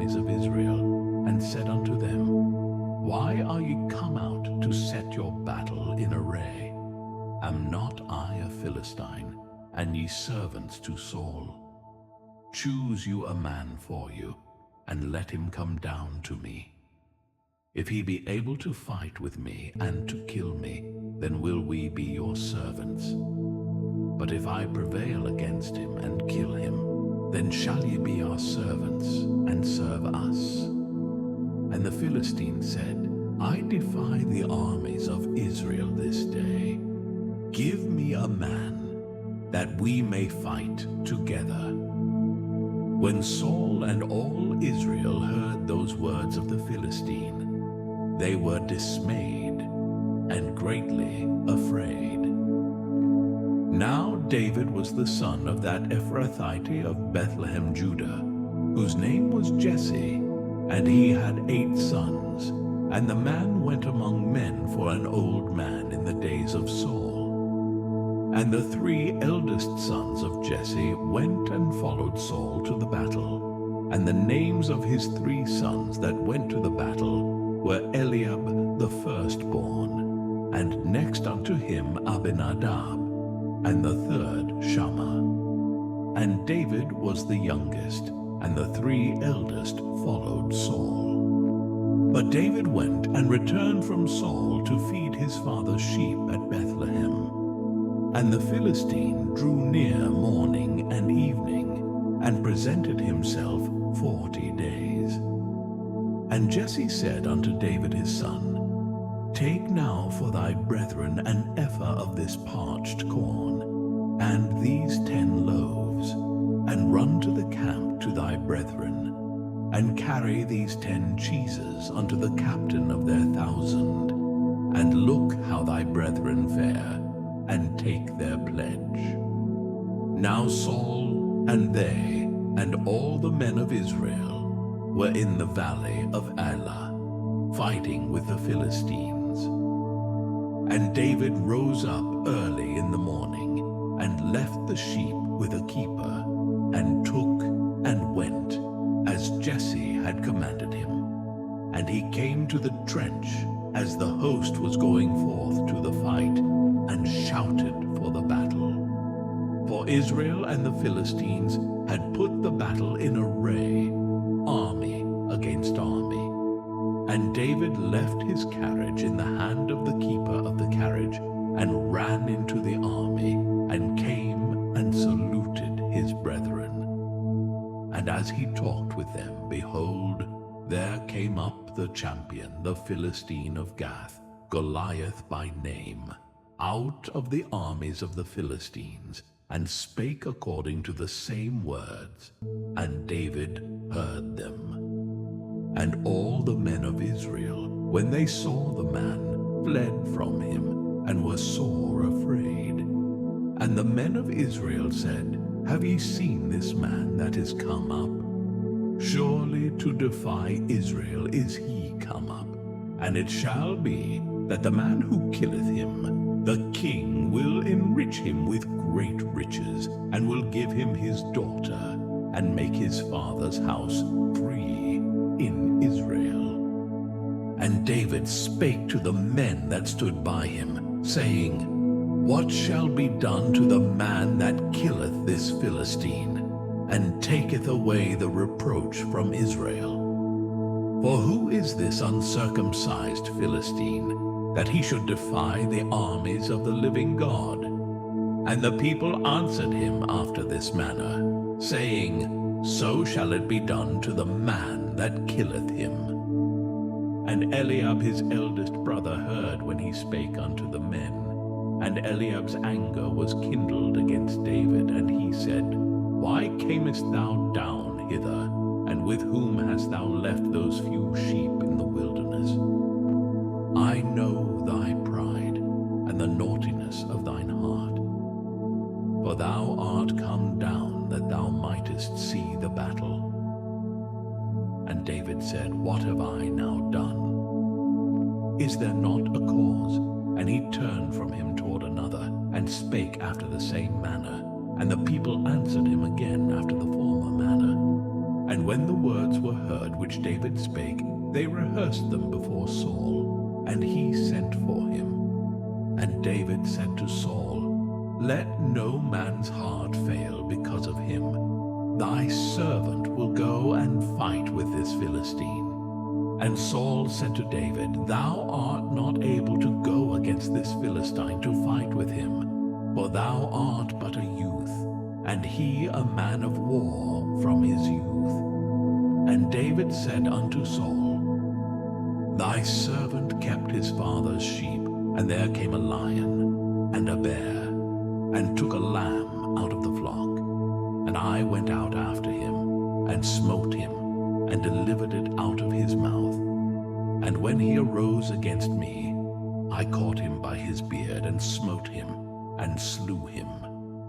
Thy servant slew both the lion and the bear, and this uncircumcised Philistine shall be as one of them, seeing he hath defied the armies of the living God. David said moreover, The Lord that delivered me out of the paw of the lion, and out of the paw of the bear, he will deliver me out of the hand of this Philistine. And Saul said unto David, Go, and the Lord be with thee. And Saul armed David with his armor, and he put an helmet of brass upon his head. Also he armed him with a coat of mail. And David girded his sword upon his armor, and he essayed to go, for he had not proved it. And David said unto Saul, I cannot go with these, for I have not proved them. And David put them off him. And he took his staff in his hand, and chose him 5 smooth stones out of the brook, and put them in a shepherd's bag, which he had, even in a scrip. And his sling was in his hand. And he drew near to the Philistine. And the Philistine came on, and drew near unto David. And the man that bare the shield went before him. And when the Philistine looked about, and saw David, he disdained him. For he was but a youth, and ruddy, and of a fair countenance. And the Philistine said unto David, Am I a dog, that thou comest to me with staves? And the Philistine cursed David by his gods. And the Philistine said to David, Come to me, and I will give thy flesh unto the fowls of the air, and to the beasts of the field. Then said David to the Philistine, Thou comest to me with a sword, and with a spear, and with a shield. But I come to thee in the name of the Lord of hosts, the God of the armies of Israel, whom thou hast defied. This day will the Lord deliver thee into mine hand, and I will smite thee, and take thine head from thee, and I will give the carcasses of the host of the Philistines this day unto the fowls of the air, and to the wild beasts of the earth, that all the earth may know that there is a God in Israel. And all this assembly shall know that the Lord saveth not with sword and spear, for the battle is the Lord's, and he will give you into our hands. And it came to pass, when the Philistine arose, and came and drew nigh to meet David, that David hasted, and ran toward the army to meet the Philistine. And David put his hand in his bag, and took thence a stone, and slang it, and smote the Philistine in his forehead, that the stone sunk into his forehead, and he fell upon his face to the earth. So David prevailed over the Philistine with a sling and with a stone, and smote the Philistine, and slew him. But there was no sword in the hand of David. Therefore David ran, and stood upon the Philistine, and took his sword, and drew it out of the sheath thereof, and slew him, and cut off his head therewith. And when the Philistines saw their champion was dead, they fled. And the men of Israel and of Judah arose, and shouted, and pursued the Philistines, until thou come to the valley, and to the gates of Ekron. And the wounded of the Philistines fell down by the way to Sharaim, even unto Gath, and unto Ekron. And the children of Israel returned from chasing after the Philistines, and they spoiled their tents. And David took the head of the Philistine, and brought it to Jerusalem. But he put his armor in his tent. And when Saul saw David go forth against the Philistine, he said unto Abner, the captain of the host, Abner, whose son is this youth? And Abner said, As thy soul liveth, O king, I cannot tell. And the king said, Inquire thou whose son the stripling is. And as David returned from the slaughter of the Philistine, Abner took him, and brought him before Saul with the head of the Philistine in his hand. And Saul said to him, Whose son art thou, thou young man? And David answered, I am the son of thy servant Jesse the Bethlehemite. 1 Samuel chapter 18. And it came to pass, when he had made an end of speaking unto Saul, that the soul of Jonathan was knit with the soul of David, and Jonathan loved him as his own soul. And Saul took him that day, and would let him go no more home to his father's house. Then Jonathan and David made a covenant, because he loved him as his own soul. And Jonathan stripped himself of the robe that was upon him, and gave it to David, and his garments, even to his sword, and to his bow, and to his girdle. And David went out whithersoever Saul sent him, and behaved himself wisely. And Saul set him over the men of war, and he was accepted in the sight of all the people, and also in the sight of Saul's servants. And it came to pass, as they came, when David was returned from the slaughter of the Philistine, that the women came out of all cities of Israel, singing and dancing, to meet King Saul, with tabrets, with joy, and with instruments of music. And the women answered one another as they played, and said, Saul hath slain his thousands, and David his 10,000s. And Saul was very wroth, and the saying displeased him. And he said, They have ascribed unto David 10,000s, and to me they have ascribed but thousands. And what can he have more but the kingdom? And Saul eyed David from that day and forward. And it came to pass on the morrow, that the evil spirit from God came upon Saul, and he prophesied in the midst of the house, and David played with his hand, as at other times. And there was a javelin in Saul's hand. And Saul cast the javelin, for he said, I will smite David even to the wall with it. And David avoided out of his presence twice. And Saul was afraid of David, because the Lord was with him, and was departed from Saul. Therefore Saul removed him from him, and made him his captain over 1,000. And he went out and came in before the people. And David behaved himself wisely in all his ways, and the Lord was with him.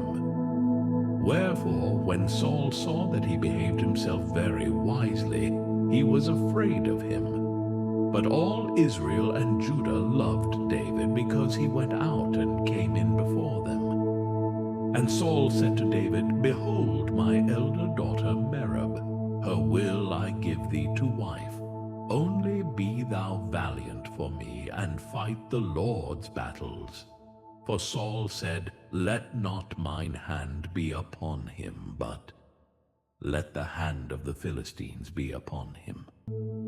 And David said unto Saul, Who am I, and what is my life, or my father's family in Israel, that I should be son-in-law to the king? But it came to pass at the time when Merab Saul's daughter should have been given to David, that she was given unto Adriel, the Meholathite, to wife. And Michal, Saul's daughter, loved David, and they told Saul, and the thing pleased him. And Saul said, I will give him her, that she may be a snare to him, and that the hand of the Philistines may be against him. Wherefore Saul said to David, Thou shalt this day be my son-in-law in the one of the twain. And Saul commanded his servants, saying, Commune with David secretly, and say, Behold, the king hath delight in thee, and all his servants love thee. Now therefore be the king's son-in-law. And Saul's servants spake those words in the ears of David. And David said, Seemeth it to you a light thing to be a king's son-in-law, seeing that I am a poor man and lightly esteemed? And the servants of Saul told him, saying, On this manner spake David. And Saul said, Thus shall ye say to David, The king desireth not any dowry, but 100 foreskins of the Philistines, to be avenged of the king's enemies. But Saul thought to make David fall by the hand of the Philistines.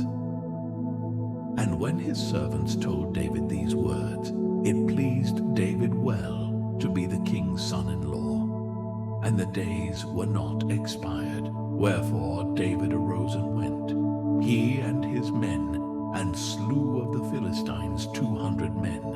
And David brought their foreskins, and they gave them in full tale to the king, that he might be the king's son-in-law. And Saul gave him Michal his daughter to wife.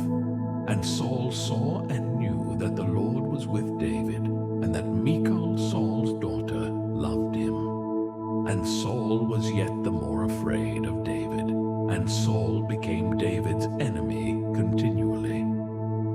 Then the princes of the Philistines went forth.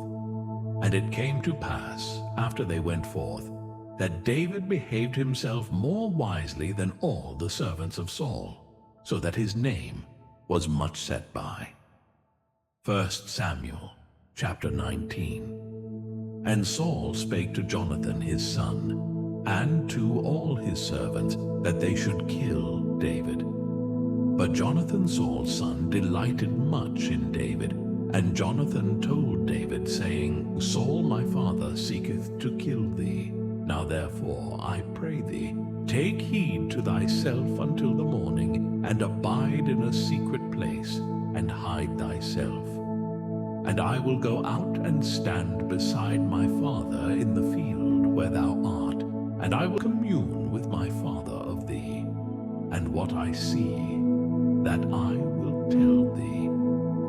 And Jonathan spake good of David unto Saul his father, and said unto him, Let not the king sin against his servant against David, because he hath not sinned against thee, and because his works have been to theeward very good. For he did put his life in his hand, and slew the Philistine. And the Lord wrought a great salvation for all Israel. Thou sawest it, and didst rejoice. Wherefore then wilt thou sin against innocent blood, to slay David without a cause? And Saul hearkened unto the voice of Jonathan. And Saul sware, As the Lord liveth, he shall not be slain. And Jonathan called David, and Jonathan showed him all those things. And Jonathan brought David to Saul, and he was in his presence, as in times past. And there was war again, and David went out and fought with the Philistines, and slew them with a great slaughter, and they fled from him. And the evil spirit from the Lord was upon Saul, as he sat in his house with his javelin in his hand. And David played with his hand. And Saul sought to smite David even to the wall with the javelin. But he slipped away out of Saul's presence, and he smote the javelin into the wall, And David fled and escaped that night. Saul also sent messengers unto David's house to watch him and to slay him in the morning. And Michal, David's wife, told him, saying, If thou save not thy life tonight, tomorrow thou shalt be slain. So Michal let David down through a window, and he went and fled and escaped. And Michal took an image and laid it in the bed, and put a pillow of goat's hair for his bolster, and covered it with a cloth. And when Saul sent messengers to take David, she said, He is sick.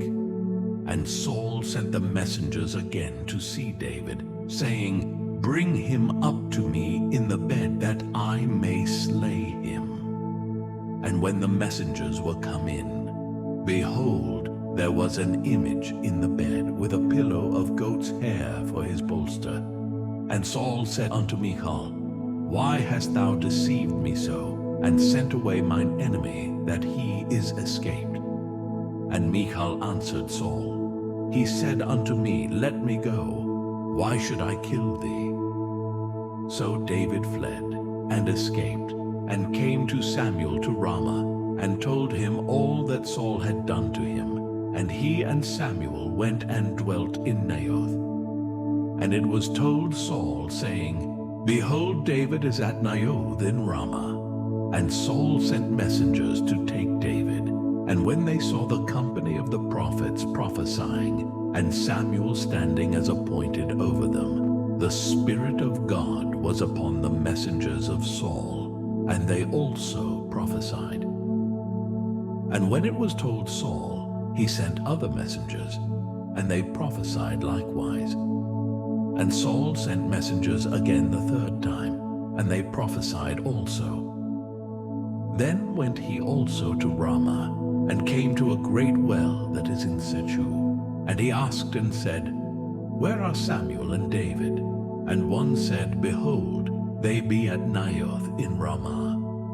And he went thither to Naioth in Ramah, and the Spirit of God was upon him also. And he went on and prophesied until he came to Naioth in Ramah. And he stripped off his clothes also, and prophesied before Samuel in like manner, and lay down naked all that day and all that night. Wherefore they say, Is Saul also among the prophets? 1 Samuel chapter 20. And David fled from Naioth in Ramah, and came and said before Jonathan, What have I done? What is mine iniquity, and what is my sin before thy father, that he seeketh my life? And he said unto him, God forbid, thou shalt not die. Behold, my father will do nothing either great or small, but that he will show it me. And why should my father hide this thing from me? It is not so. And David sware moreover, and said, Thy father certainly knoweth that I have found grace in thine eyes. And he saith, Let not Jonathan know this, lest he be grieved. But truly as the Lord liveth, and as thy soul liveth, there is but a step between me and death. Then said Jonathan unto David, Whatsoever thy soul desireth, I will even do it for thee. And David said unto Jonathan, Behold, tomorrow is the new moon, and I should not fail to sit with the king at meat. But let me go, that I may hide myself in the field unto the third day at even.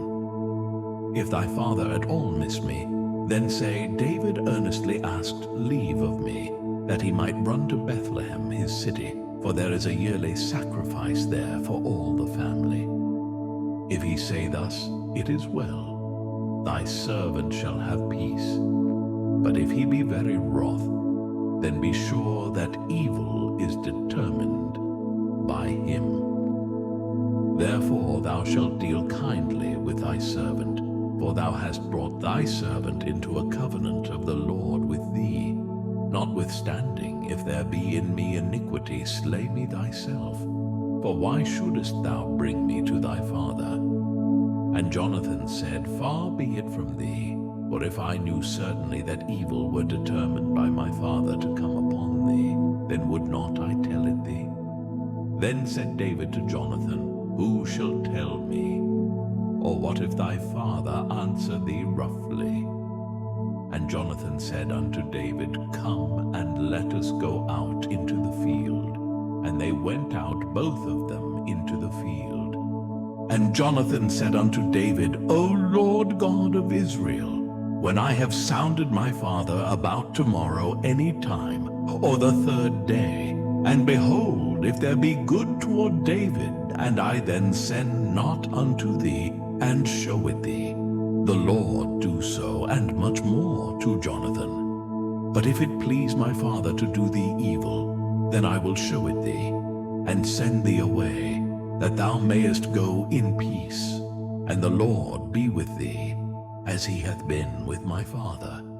And thou shalt not only while yet I live show me the kindness of the Lord, that I die not, but also thou shalt not cut off thy kindness from my house forever. No, not when the Lord hath cut off the enemies of David, every one from the face of the earth.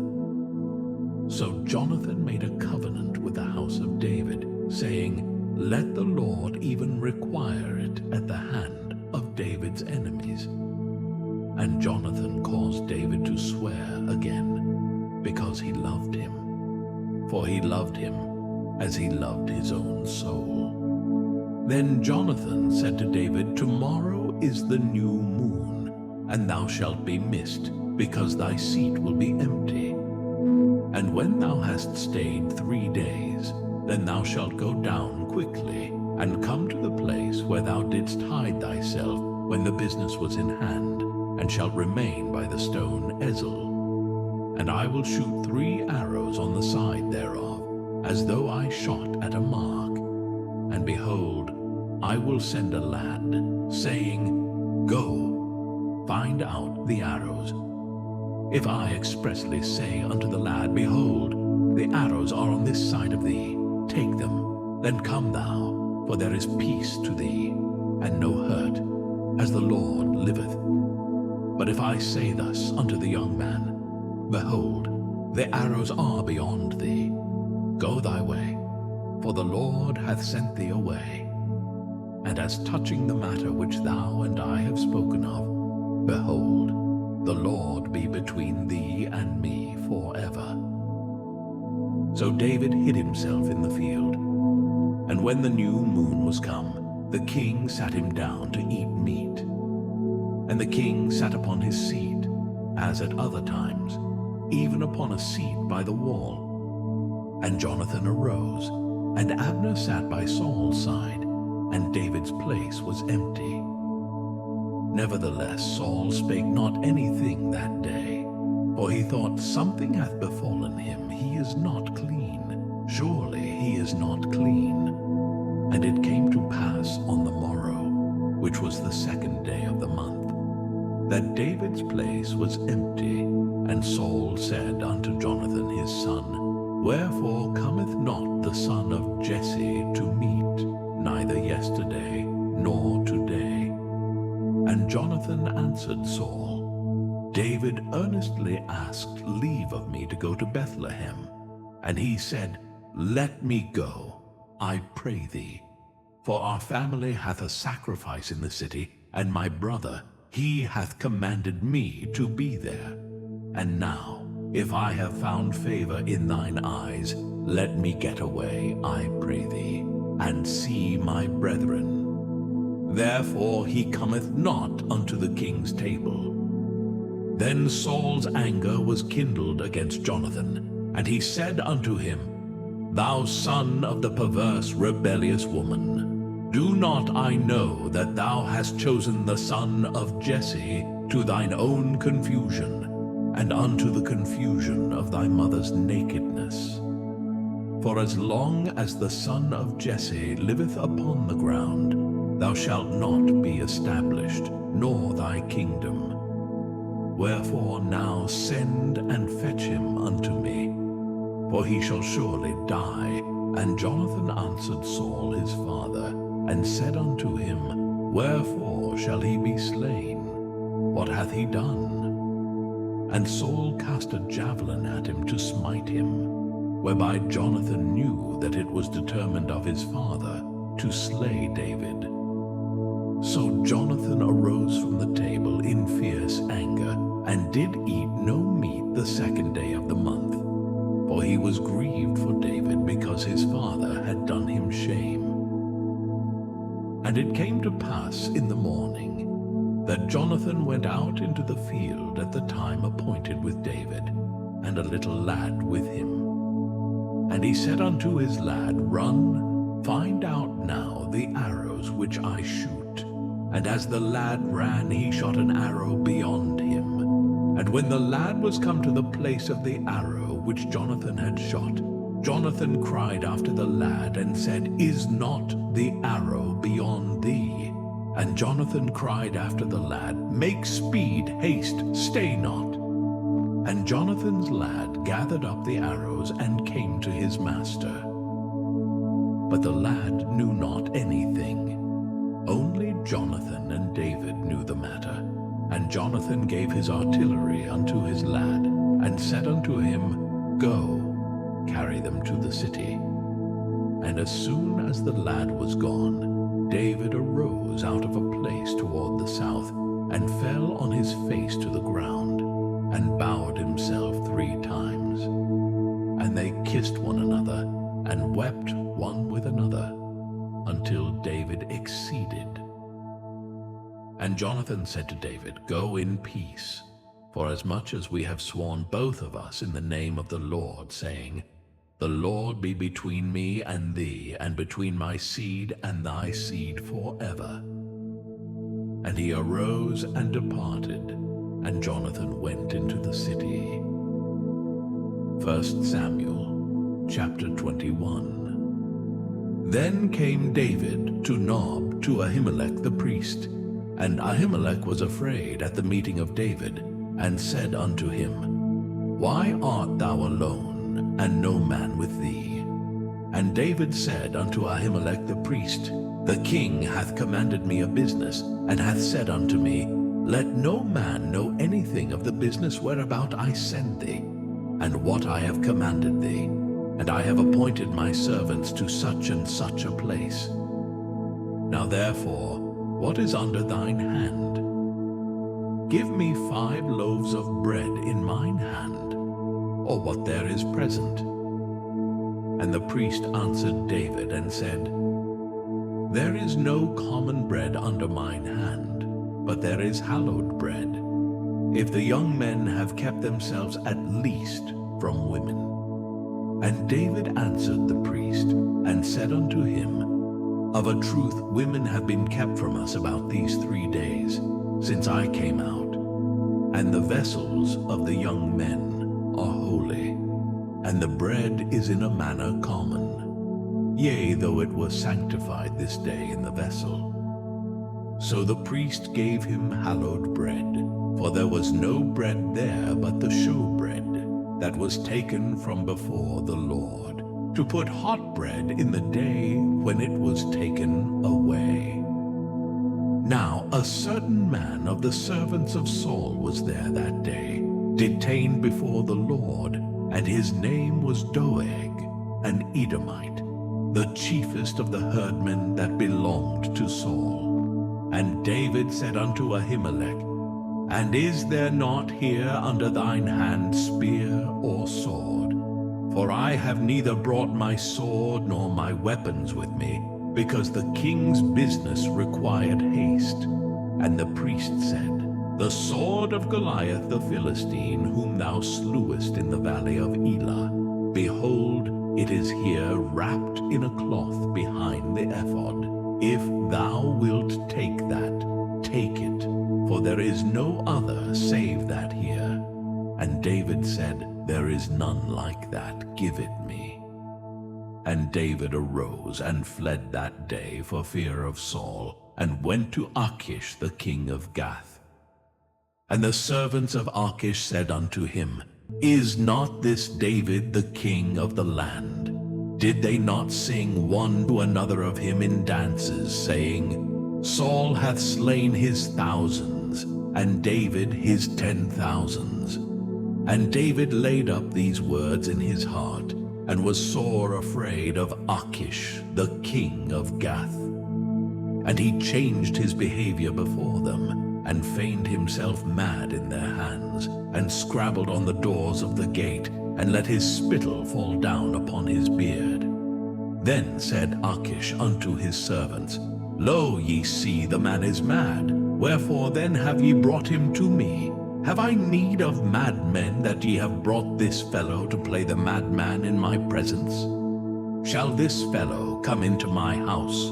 1 Samuel chapter 22. David therefore departed thence, and escaped to the cave Adullam. And when his brethren and all his father's house heard it, they went down thither to him.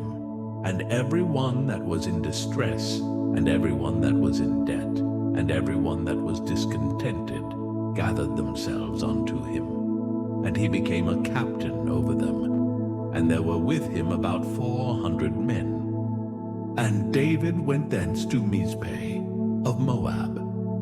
And he said unto the king of Moab, Let my father and my mother, I pray thee, come forth and be with you, till I know what God will do for me. And he brought them before the king of Moab, and they dwelt with him all the while that David was in the hold. And the prophet Gad said unto David, Abide not in the hold, depart, and get thee into the land of Judah. Then David departed, and came into the forest of Hareth. When Saul heard that David was discovered, and the men that were with him, now Saul abode in Gibeah under a tree in Ramah, having his spear in his hand, and all his servants were standing about him. Then Saul said unto his servants that stood about him, Hear now, ye Benjamites. Will the son of Jesse give every one of you fields and vineyards, and make you all captains of thousands, and captains of hundreds, that all of you have conspired against me? And there is none that showeth me that my son hath made a league with the son of Jesse, and there is none of you that is sorry for me, or showeth unto me that my son hath stirred up my servant against me, to lie in wait, as at this day. Then answered Doeg the Edomite, which was set over the servants of Saul, and said, I saw the son of Jesse coming to Nob, to Ahimelech the son of Ahitub. And he inquired of the Lord for him, and gave him victuals, and gave him the sword of Goliath the Philistine. Then the king sent to call Ahimelech the priest, the son of Ahitub, and all his father's house, the priests that were in Nob, and they came all of them to the king. And Saul said, Hear now, thou son of Ahitub. And he answered, Here I am, my lord. And Saul said unto him, Why have ye conspired against me, thou and the son of Jesse, in that thou hast given him bread and a sword, and hast inquired of God for him, that he should rise against me to lie in wait, as at this day? Then Ahimelech answered the king, and said, And who is so faithful among all thy servants as David, which is the king's son-in-law, and goeth at thy bidding, and is honorable in thine house? Did I then begin to inquire of God for him? Be it far from me. Let not the king impute anything unto his servant, nor to all the house of my father. For thy servant knew nothing of all this, less or more. And the king said, Thou shalt surely die, Ahimelech, thou and all thy father's house. And the king said unto the footmen that stood about him, Turn and slay the priests of the Lord, because their hand also is with David, and because they knew when he fled, and did not show it to me. But the servants of the king would not put forth their hand, to fall upon the priests of the Lord. And the king said to Doeg, Turn thou and fall upon the priests. And Doeg the Edomite turned, and he fell upon the priests, and slew on that day 75 persons that did wear a linen ephod. And Nob, the seat of the priests, smote he with the edge of the sword, both men and women, children and sucklings, and oxen, and asses, and sheep, with the edge of the sword. And one of the sons of Ahimelech, the son of Ahitub, named Abiathar, escaped and fled after David. And Abiathar showed David that Saul had slain the Lord's priests. And David said unto Abiathar, I knew it that day, when Doeg the Edomite was there, that he would surely tell Saul, I have occasioned the death of all the persons of thy father's house. Abide thou with me, fear not, for he that seeketh my life seeketh thy life. But with me thou shalt be in safeguard. 1 Samuel chapter 23. Then they told David, saying, Behold, the Philistines fight against Keilah, and they rob the threshing floors. Therefore David inquired of the Lord, saying, Shall I go and smite these Philistines? And the Lord said unto David, Go and smite the Philistines, and save Keilah. And David's men said unto him, Behold, we be afraid here in Judah. How much more then if we come to Keilah against the armies of the Philistines? Then David inquired of the Lord yet again. And the Lord answered him, and said, Arise, go down to Keilah, for I will deliver the Philistines into thine hand. So David and his men went to Keilah, and fought with the Philistines, and brought away their cattle, and smote them with a great slaughter.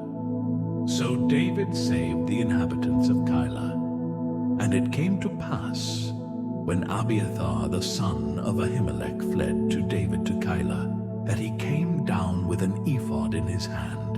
And it was told Saul that David was come to Keilah. And Saul said, God hath delivered him into mine hand, for he is shut in, by entering into a town that hath gates and bars. And Saul called all the people together to war, to go down to Keilah, to besiege David and his men. And David knew that Saul secretly practiced mischief against him. And he said to Abiathar the priest, Bring hither the ephod. Then said David, O Lord God of Israel, thy servant hath certainly heard that Saul seeketh to come to Keilah, to destroy the city for my sake. Will the men of Keilah deliver me up into his hand? Will Saul come down as thy servant hath heard? O Lord God of Israel, I beseech thee, tell thy servant. And the Lord said, He will come down. Then said David, Will the men of Keilah deliver me and my men into the hand of Saul? And the Lord said, They will deliver thee up. Then David and his men, which were about 600, arose and departed out of Keilah, and went whithersoever they could go. And it was told Saul that David was escaped from Keilah, and he forbare to go forth. And David abode in the wilderness in strongholds, and remained in a mountain in the wilderness of Ziph. And Saul sought him every day, but God delivered him not into his hand. And David saw that Saul was come out to seek his life, and David was in the wilderness of Ziph in a wood. And Jonathan Saul's son arose, and went to David into the wood, and strengthened his hand in God. And he said unto him, Fear not, for the hand of Saul my father shall not find thee. And thou shalt be king over Israel, and I shall be next unto thee. And that also Saul my father knoweth. And they two made a covenant before the Lord, and David abode in the wood, and Jonathan went to his house.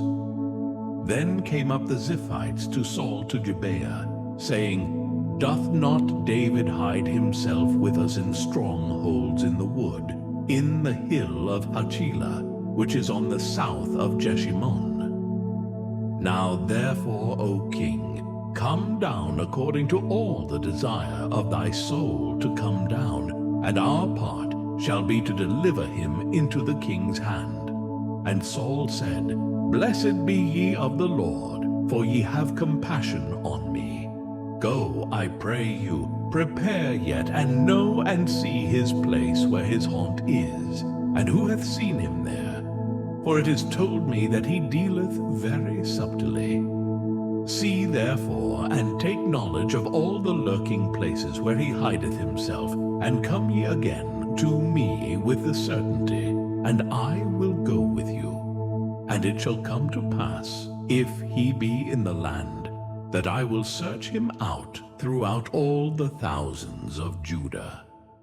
And they arose, and went to Ziph before Saul.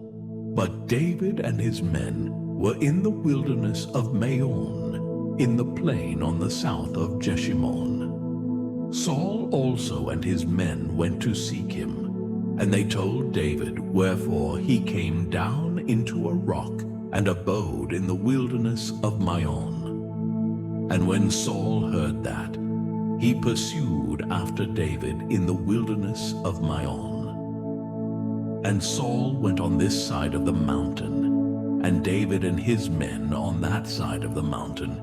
And David made haste to get away for fear of Saul. For Saul and his men compassed David and his men round about to take them. But there came a messenger unto Saul, saying, Haste thee and come, for the Philistines have invaded the land. Wherefore Saul returned from pursuing after David, and went against the Philistines. Therefore they called that place Selah-Hamalakoth. And David went up from thence, and dwelt in strongholds at En-gedi. 1 Samuel chapter 24. And it came to pass, when Saul was returned from following the Philistines, that it was told him, saying, Behold, David is in the wilderness of En-gedi. Then Saul took 3,000 chosen men out of all Israel, and went to seek David and his men upon the rocks of the wild goats.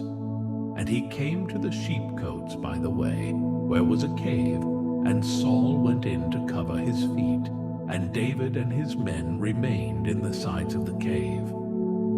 And the men of David said unto him, Behold the day of which the Lord said unto thee, Behold, I will deliver thine enemy into thine hand, that thou mayest do to him as it shall seem good unto thee.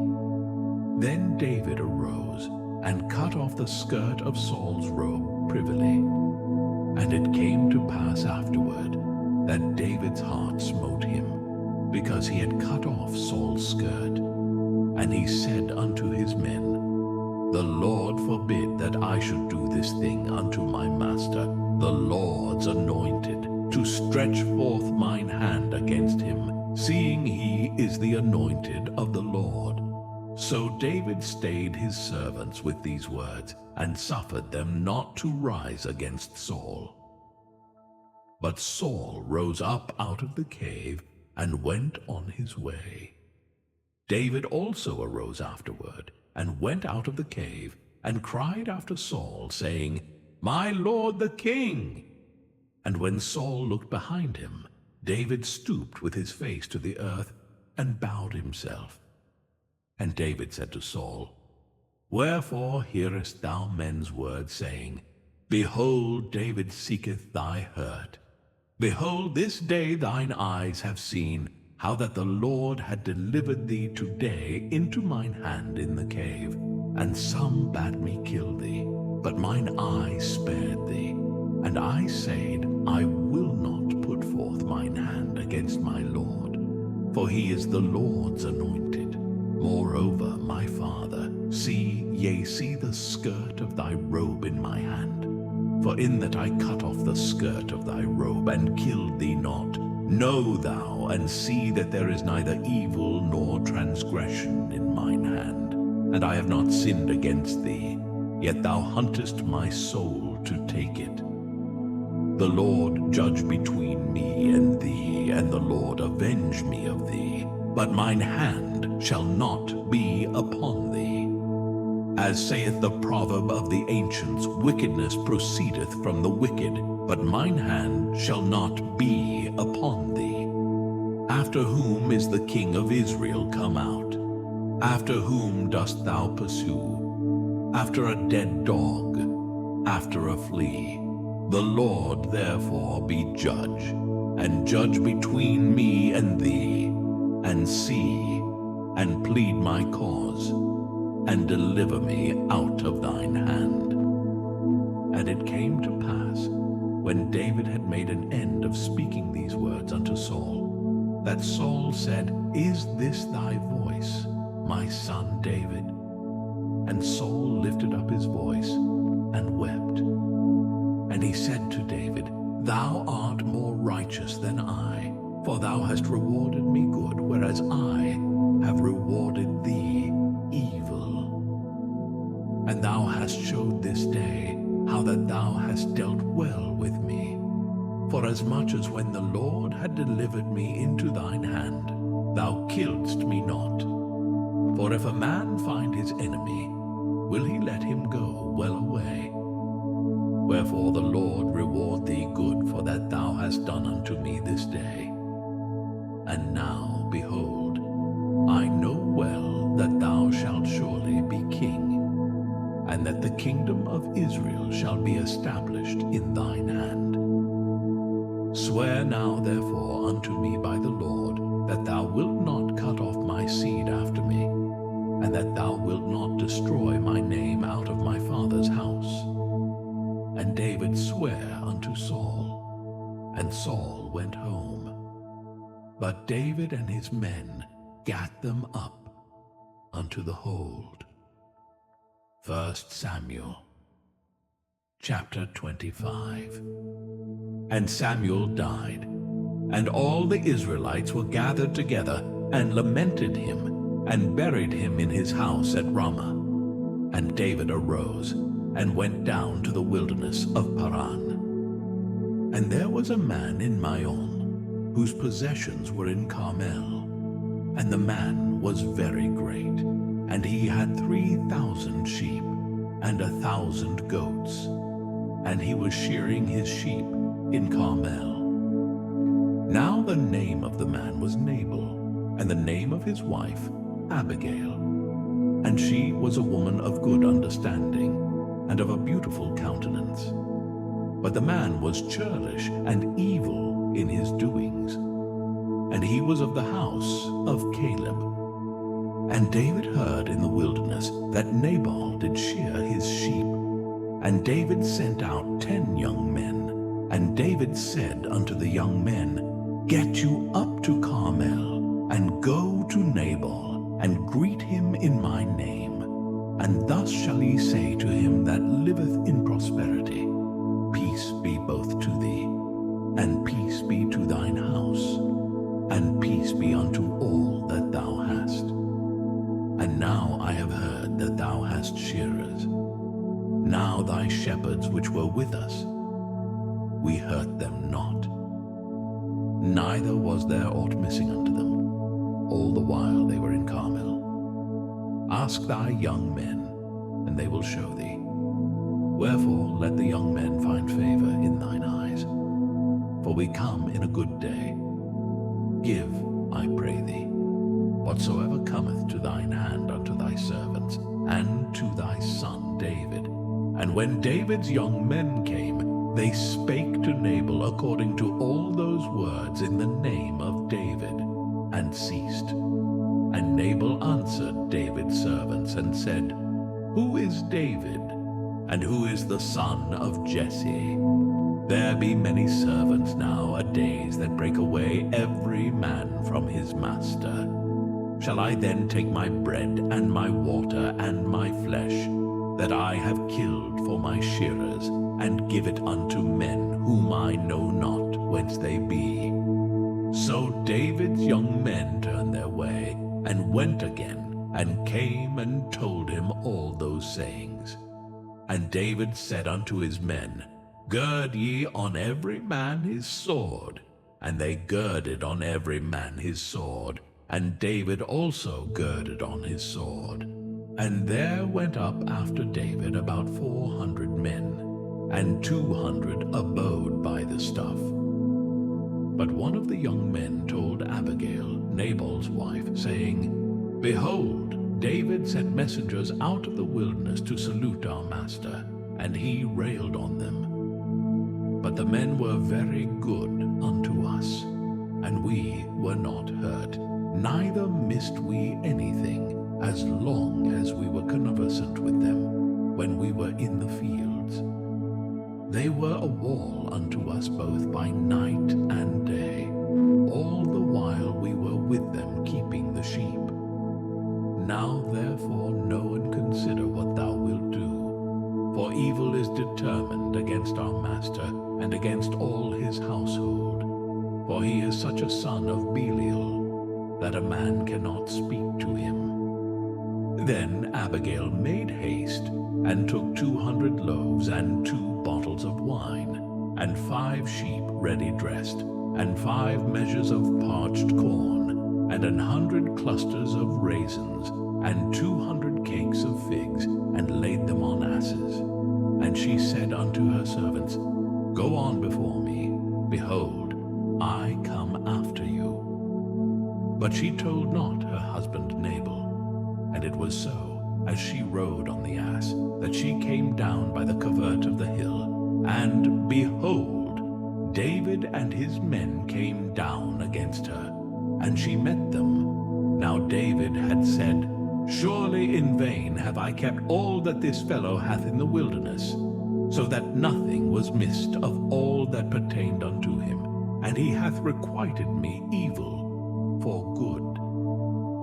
So and more also do God unto the enemies of David, if I leave of all that pertain to him by the morning light any that pisseth against the wall. And when Abigail saw David, she hasted and lighted off the ass, and fell before David on her face, and bowed herself to the ground, and fell at his feet, and said, Upon me, my Lord, upon me let this iniquity be. And let thine handmaid, I pray thee, speak in thine audience, and hear the words of thine handmaid. Let not my Lord, I pray thee, regard this man of Belial, even Nabal. For as his name is, so is he. Nabal is his name, and folly is with him. But I thine handmaid saw not the young men of my Lord, whom thou didst send. Now therefore, my Lord, as the Lord liveth, and as thy soul liveth, seeing the Lord hath withholden thee from coming to shed blood, and from avenging thyself with thine own hand, now let thine enemies, and they that seek evil to my Lord, be as Nabal. And now this blessing which thine handmaid hath brought unto my Lord, let it even be given unto the young men that follow my Lord. I pray thee, forgive the trespass of thine handmaid, for the Lord will certainly make my Lord a sure house, because my Lord fighteth the battles of the Lord, and evil hath not been found in thee all thy days. Yet a man is risen to pursue thee, and to seek thy soul. But the soul of my Lord shall be bound in the bundle of life with the Lord thy God, and the souls of thine enemies, them shall he sling out, as out of the middle of a sling. And it shall come to pass, when the Lord shall have done to my Lord according to all the good that he hath spoken concerning thee, and shall have appointed thee ruler over Israel, that this shall be no grief unto thee, nor offense of heart unto my Lord, either that thou hast shed blood causeless, or that my Lord hath avenged himself. But when the Lord shall have dealt well with my Lord, then remember thine handmaid. And David said to Abigail, Blessed be the Lord God of Israel, which sent thee this day to meet me. And blessed be thy advice, and blessed be thou, which hast kept me this day from coming to shed blood, and from avenging myself with mine own hand. For in very deed, as the Lord God of Israel liveth, which hath kept me back from hurting thee, except thou hadst hasted and come to meet me, surely there had not been left unto Nabal by the morning light any that pisseth against the wall. So David received of her hand that which she had brought him, and said unto her, Go up in peace to thine house. See, I have hearkened to thy voice, and have accepted thy person. And Abigail came to Nabal, and behold, he held a feast in his house, like the feast of a king. And Nabal's heart was merry within him, for he was very drunken. Wherefore she told him nothing, less or more, until the morning light.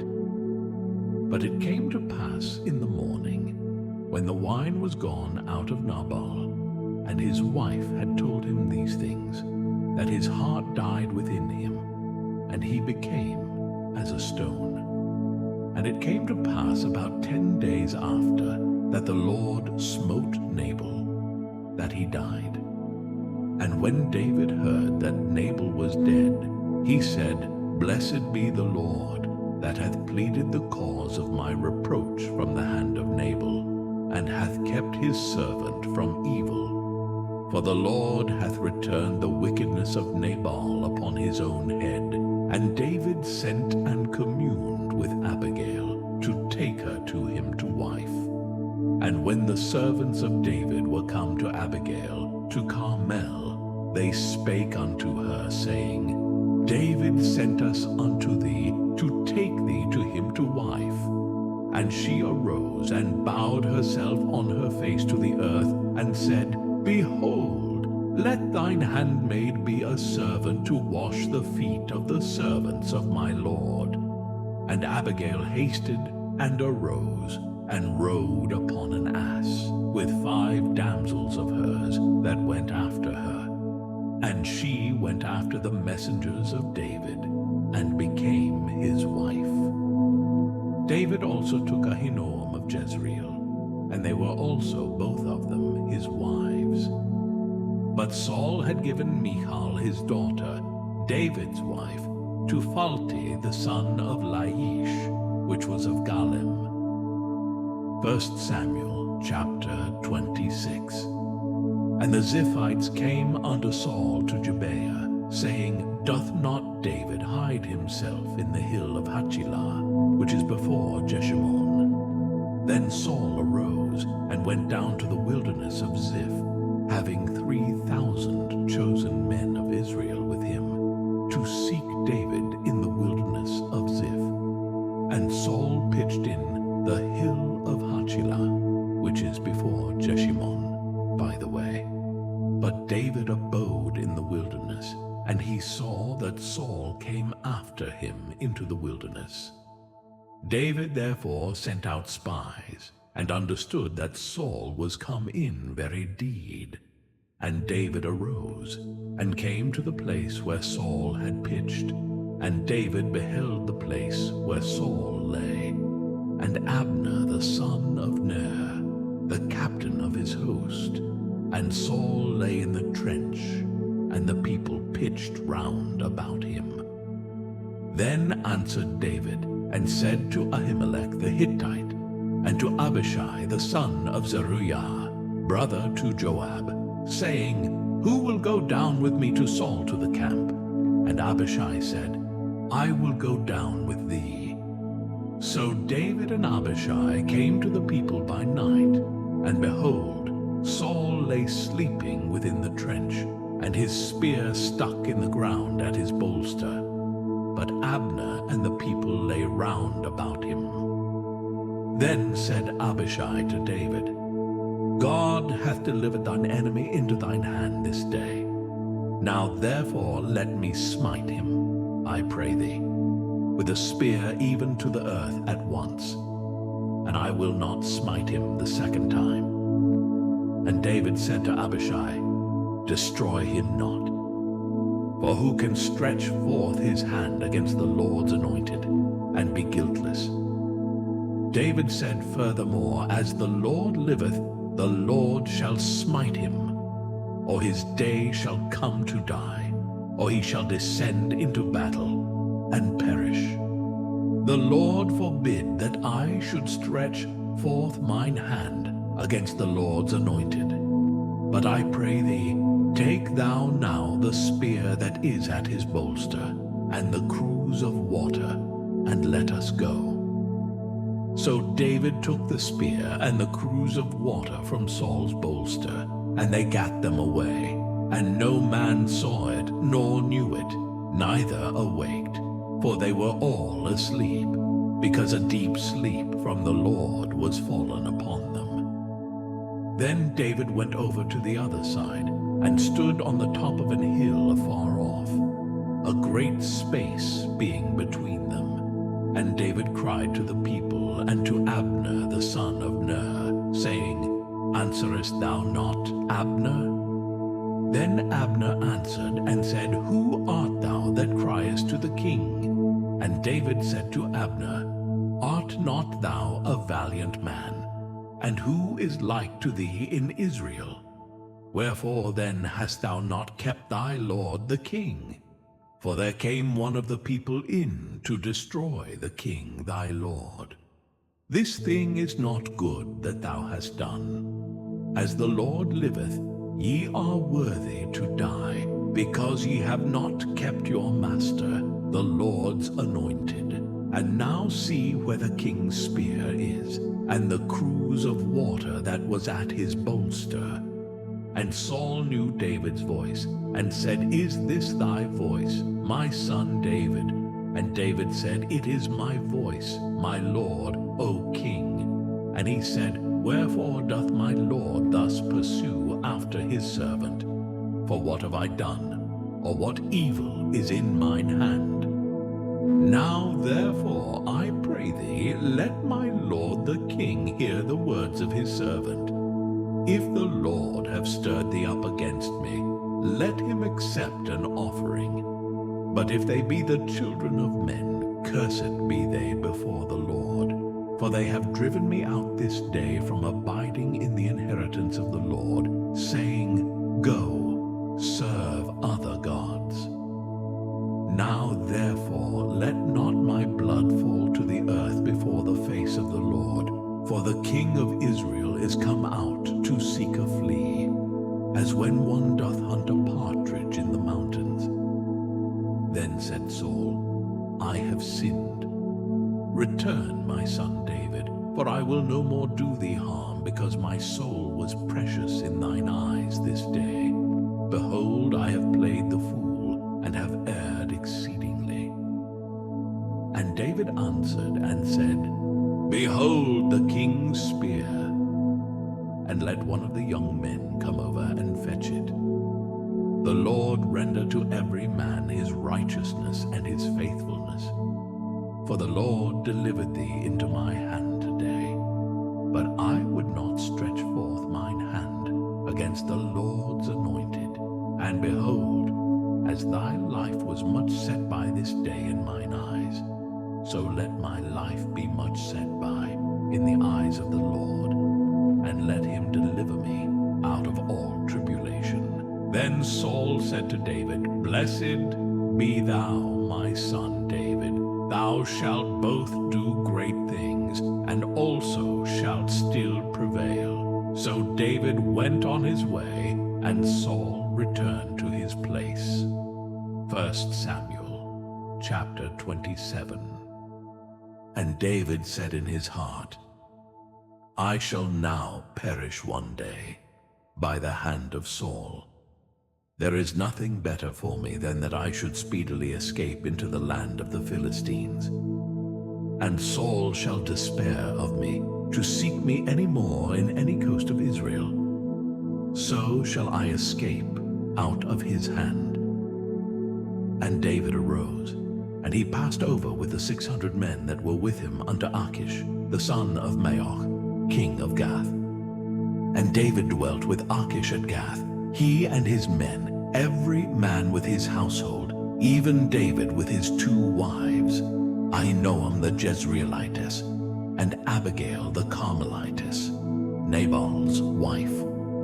And it was told Saul that David was fled to Gath, and he sought no more again for him. And David said unto Achish, If I have now found grace in thine eyes, let them give me a place in some town in the country, that I may dwell there.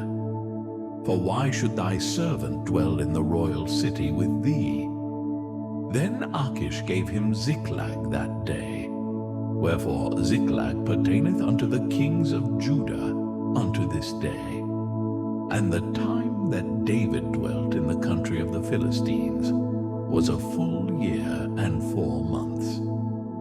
And David and his men went up and invaded the Geshurites and the Gezrites and the Amalekites, for those nations were of old the inhabitants of the land, as thou goest to Shur, even unto the land of Egypt. And David smote the land, and left neither man nor woman alive, and took away the sheep, and the oxen, and the asses, and the camels, and the apparel, and returned, and came to Achish. And Achish said, Whither have you made a road today?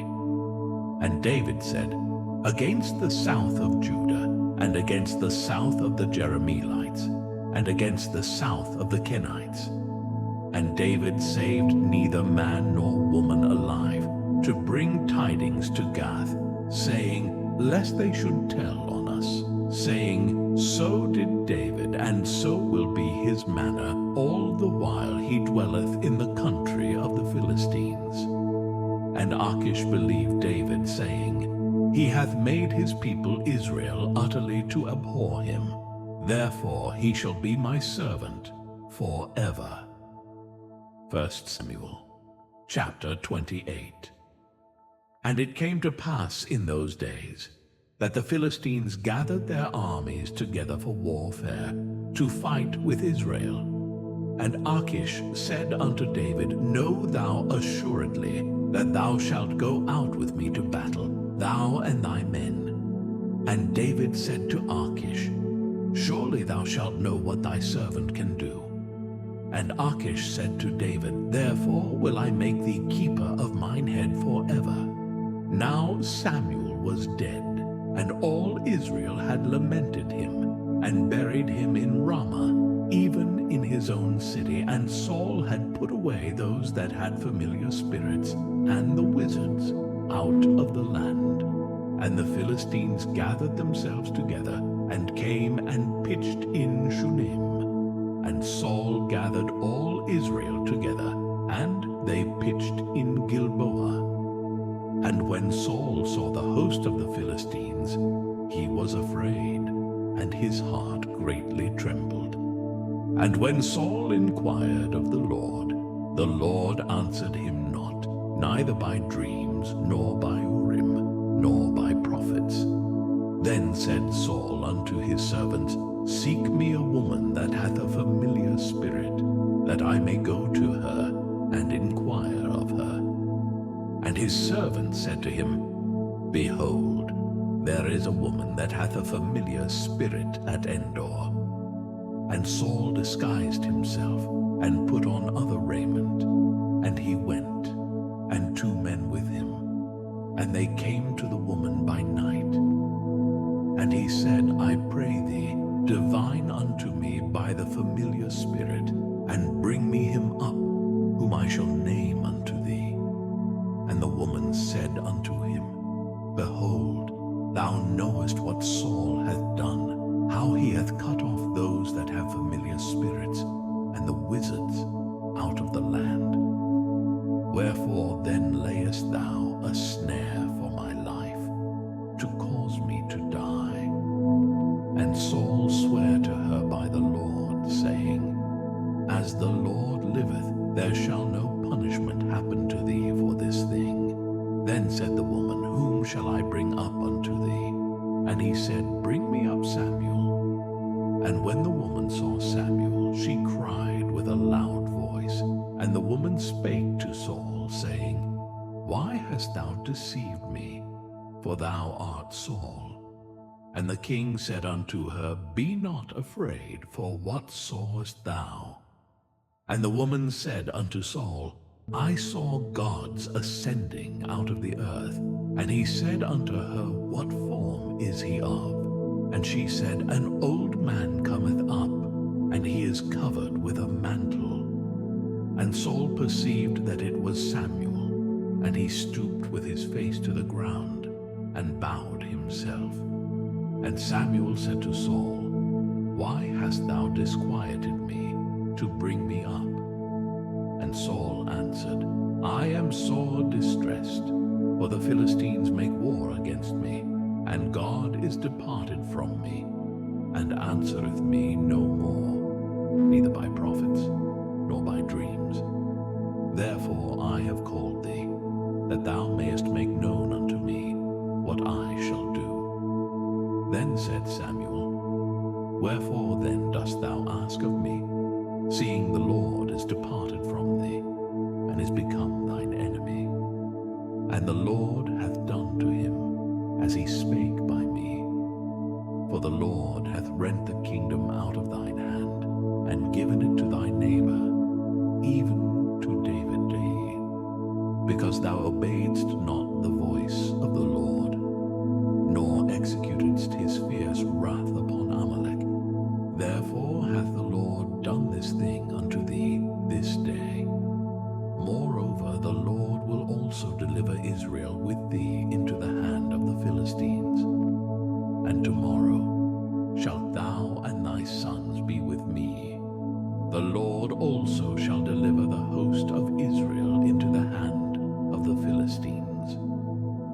Then Saul fell straightway all along on the earth, and was sore afraid because of the words of Samuel.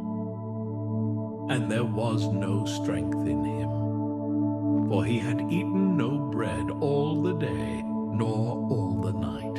And the woman came unto Saul, and saw that he was sore troubled, and said unto him, Behold, thine handmaid hath obeyed thy voice, and I have put my life in my hand, and have hearkened unto thy words, which thou spakest unto me.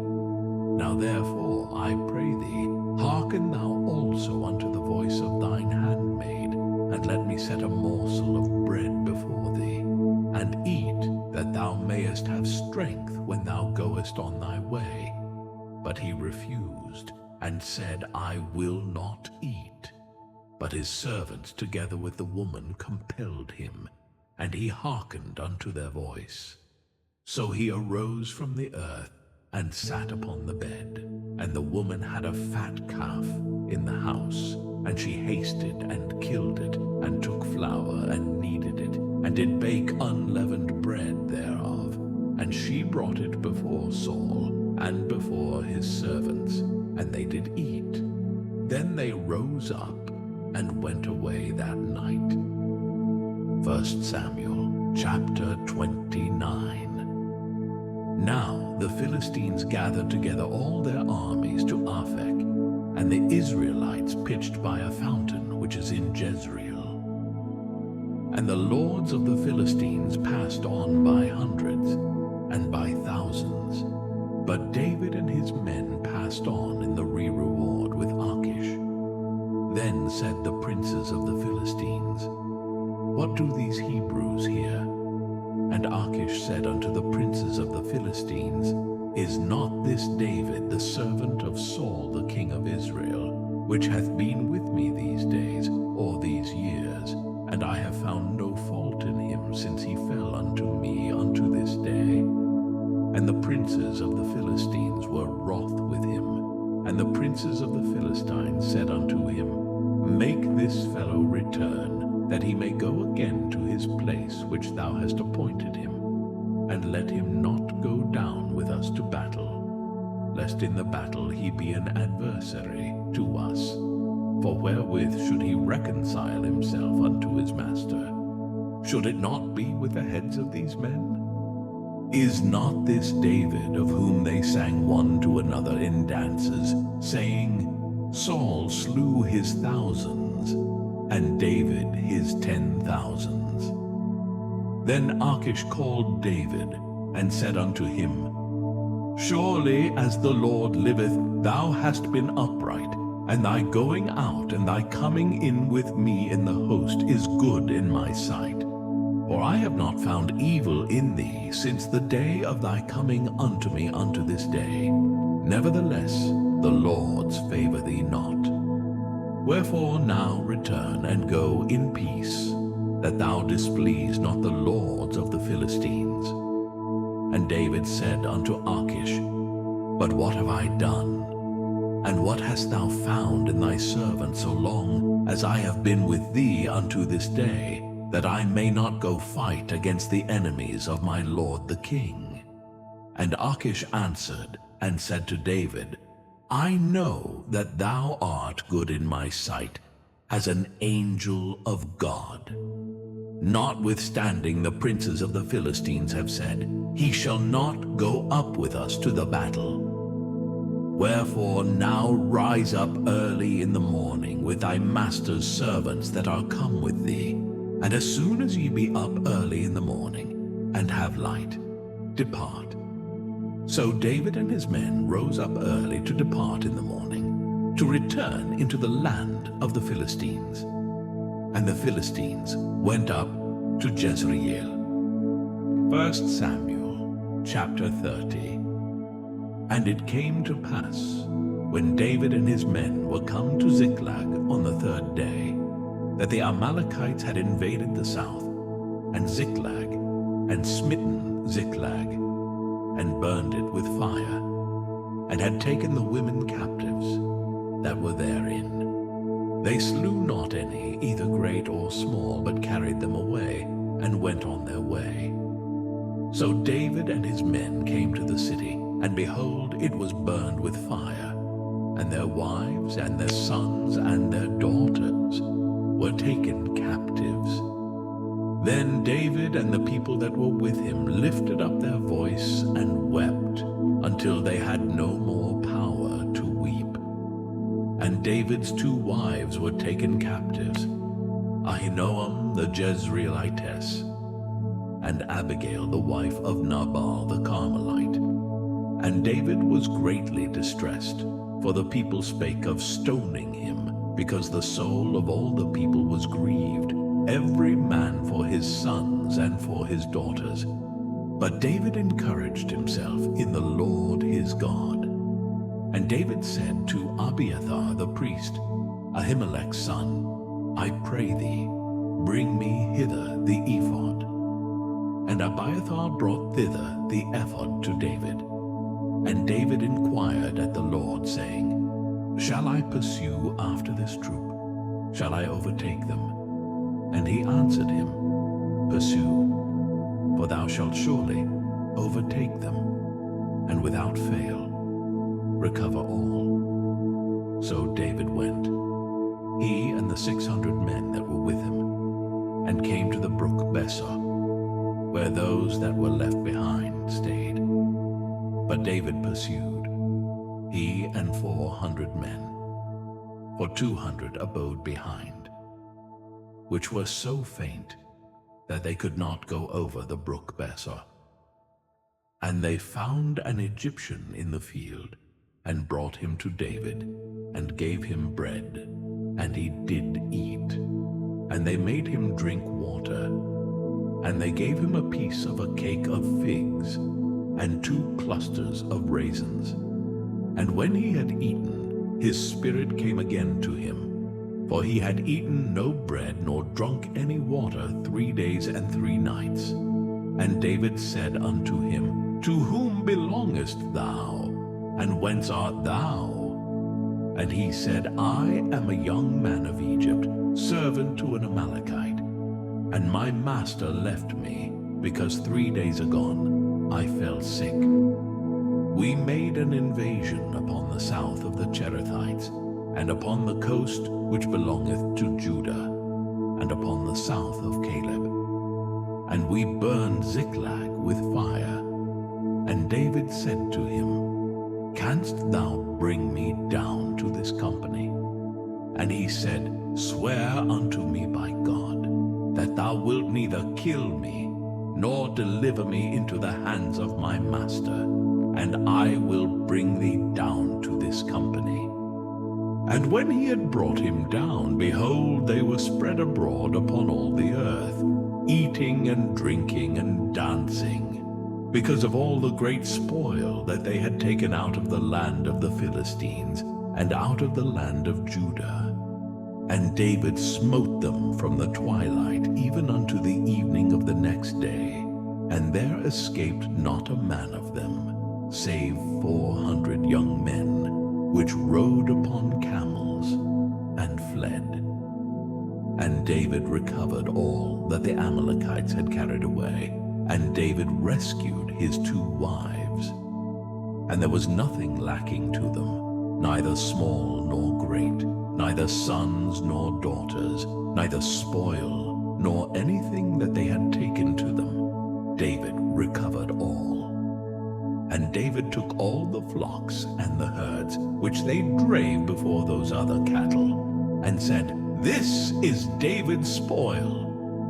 And David came to the 200 men, which were so faint that they could not follow David, whom they had made also to abide at the brook Bezor. And they went forth to meet David, and to meet the people that were with him. And when David came near to the people, he saluted them. Then answered all the wicked men and men of Belial, of those that went with David, and said, Because they went not with us, we will not give them aught of the spoil that we have recovered, save to every man his wife and his children, that they may lead them away and depart. Then said David, Ye shall not do so, my brethren, with that which the Lord hath given us, who hath preserved us, and delivered the company that came against us into our hand. For who will hearken unto you in this matter? But as his part is, that goeth down to the battle, so shall his part be that tarrieth by the stuff. They shall part alike. And it was so from that day forward, that he made it a statute and an ordinance for Israel unto this day. And when David came to Ziklag, he sent of the spoil unto the elders of Judah, even to his friends, saying, Behold, a present for you of the spoil of the enemies of the Lord, to them which were in Bethel, and to them which were in South Ramoth, and to them which were in Jattir, and to them which were in Aroeh, and to them which were in Siphmoth, and to them which were in Eshtemoa, and to them which were in Rathshaul, and to them which were in the cities of the Jerahmeelites, and to them which were in the cities of the Kenites, and to them which were in Hormah, and to them which were in Korashan, and to them which were in Athak, and to them which were in Hebron, and to all the places where David himself and his men were wont to haunt. 1 Samuel, chapter 31. Now the Philistines fought against Israel, and the men of Israel fled from before the Philistines, and fell down slain in Mount Gilboa. And the Philistines followed hard upon Saul, and upon his sons. And the Philistines slew Jonathan, and Abinadab, and Malchishua, Saul's sons. And the battle went sore against Saul, and the archers hit him, and he was sore wounded of the archers. Then said Saul unto his armor-bearer, Draw thy sword, and thrust me through therewith, lest these uncircumcised come and thrust me through and abuse me. But his armor-bearer would not, for he was sore afraid. Therefore Saul took a sword and fell upon it. And when his armor-bearer saw that Saul was dead, he fell likewise upon his sword, and died with him. So Saul died, and his 3 sons, and his armor-bearer, and all his men, that same day together. And when the men of Israel that were on the other side of the valley, and they that were on the other side Jordan, saw that the men of Israel fled, and that Saul and his sons were dead, they forsook the cities and fled. And the Philistines came and dwelt in them. And it came to pass on the morrow, when the Philistines came to strip the slain, that they found Saul and his 3 sons fallen in Mount Gilboa. And they cut off his head, and stripped off his armor, and sent into the land of the Philistines round about, to publish it in the house of their idols, and among the people. And they put his armor in the house of Ashtaroth, and they fastened his body to the wall of Bethshan. And when the inhabitants of Jabesh-Gilead heard of that which the Philistines had done to Saul, all the valiant men arose, and went all night, and took the body of Saul, and the bodies of his sons from the wall of Bethshan, and came to Jabesh, and burnt them there. And they took their bones, and buried them under a tree at Jabesh, and fasted 7 days.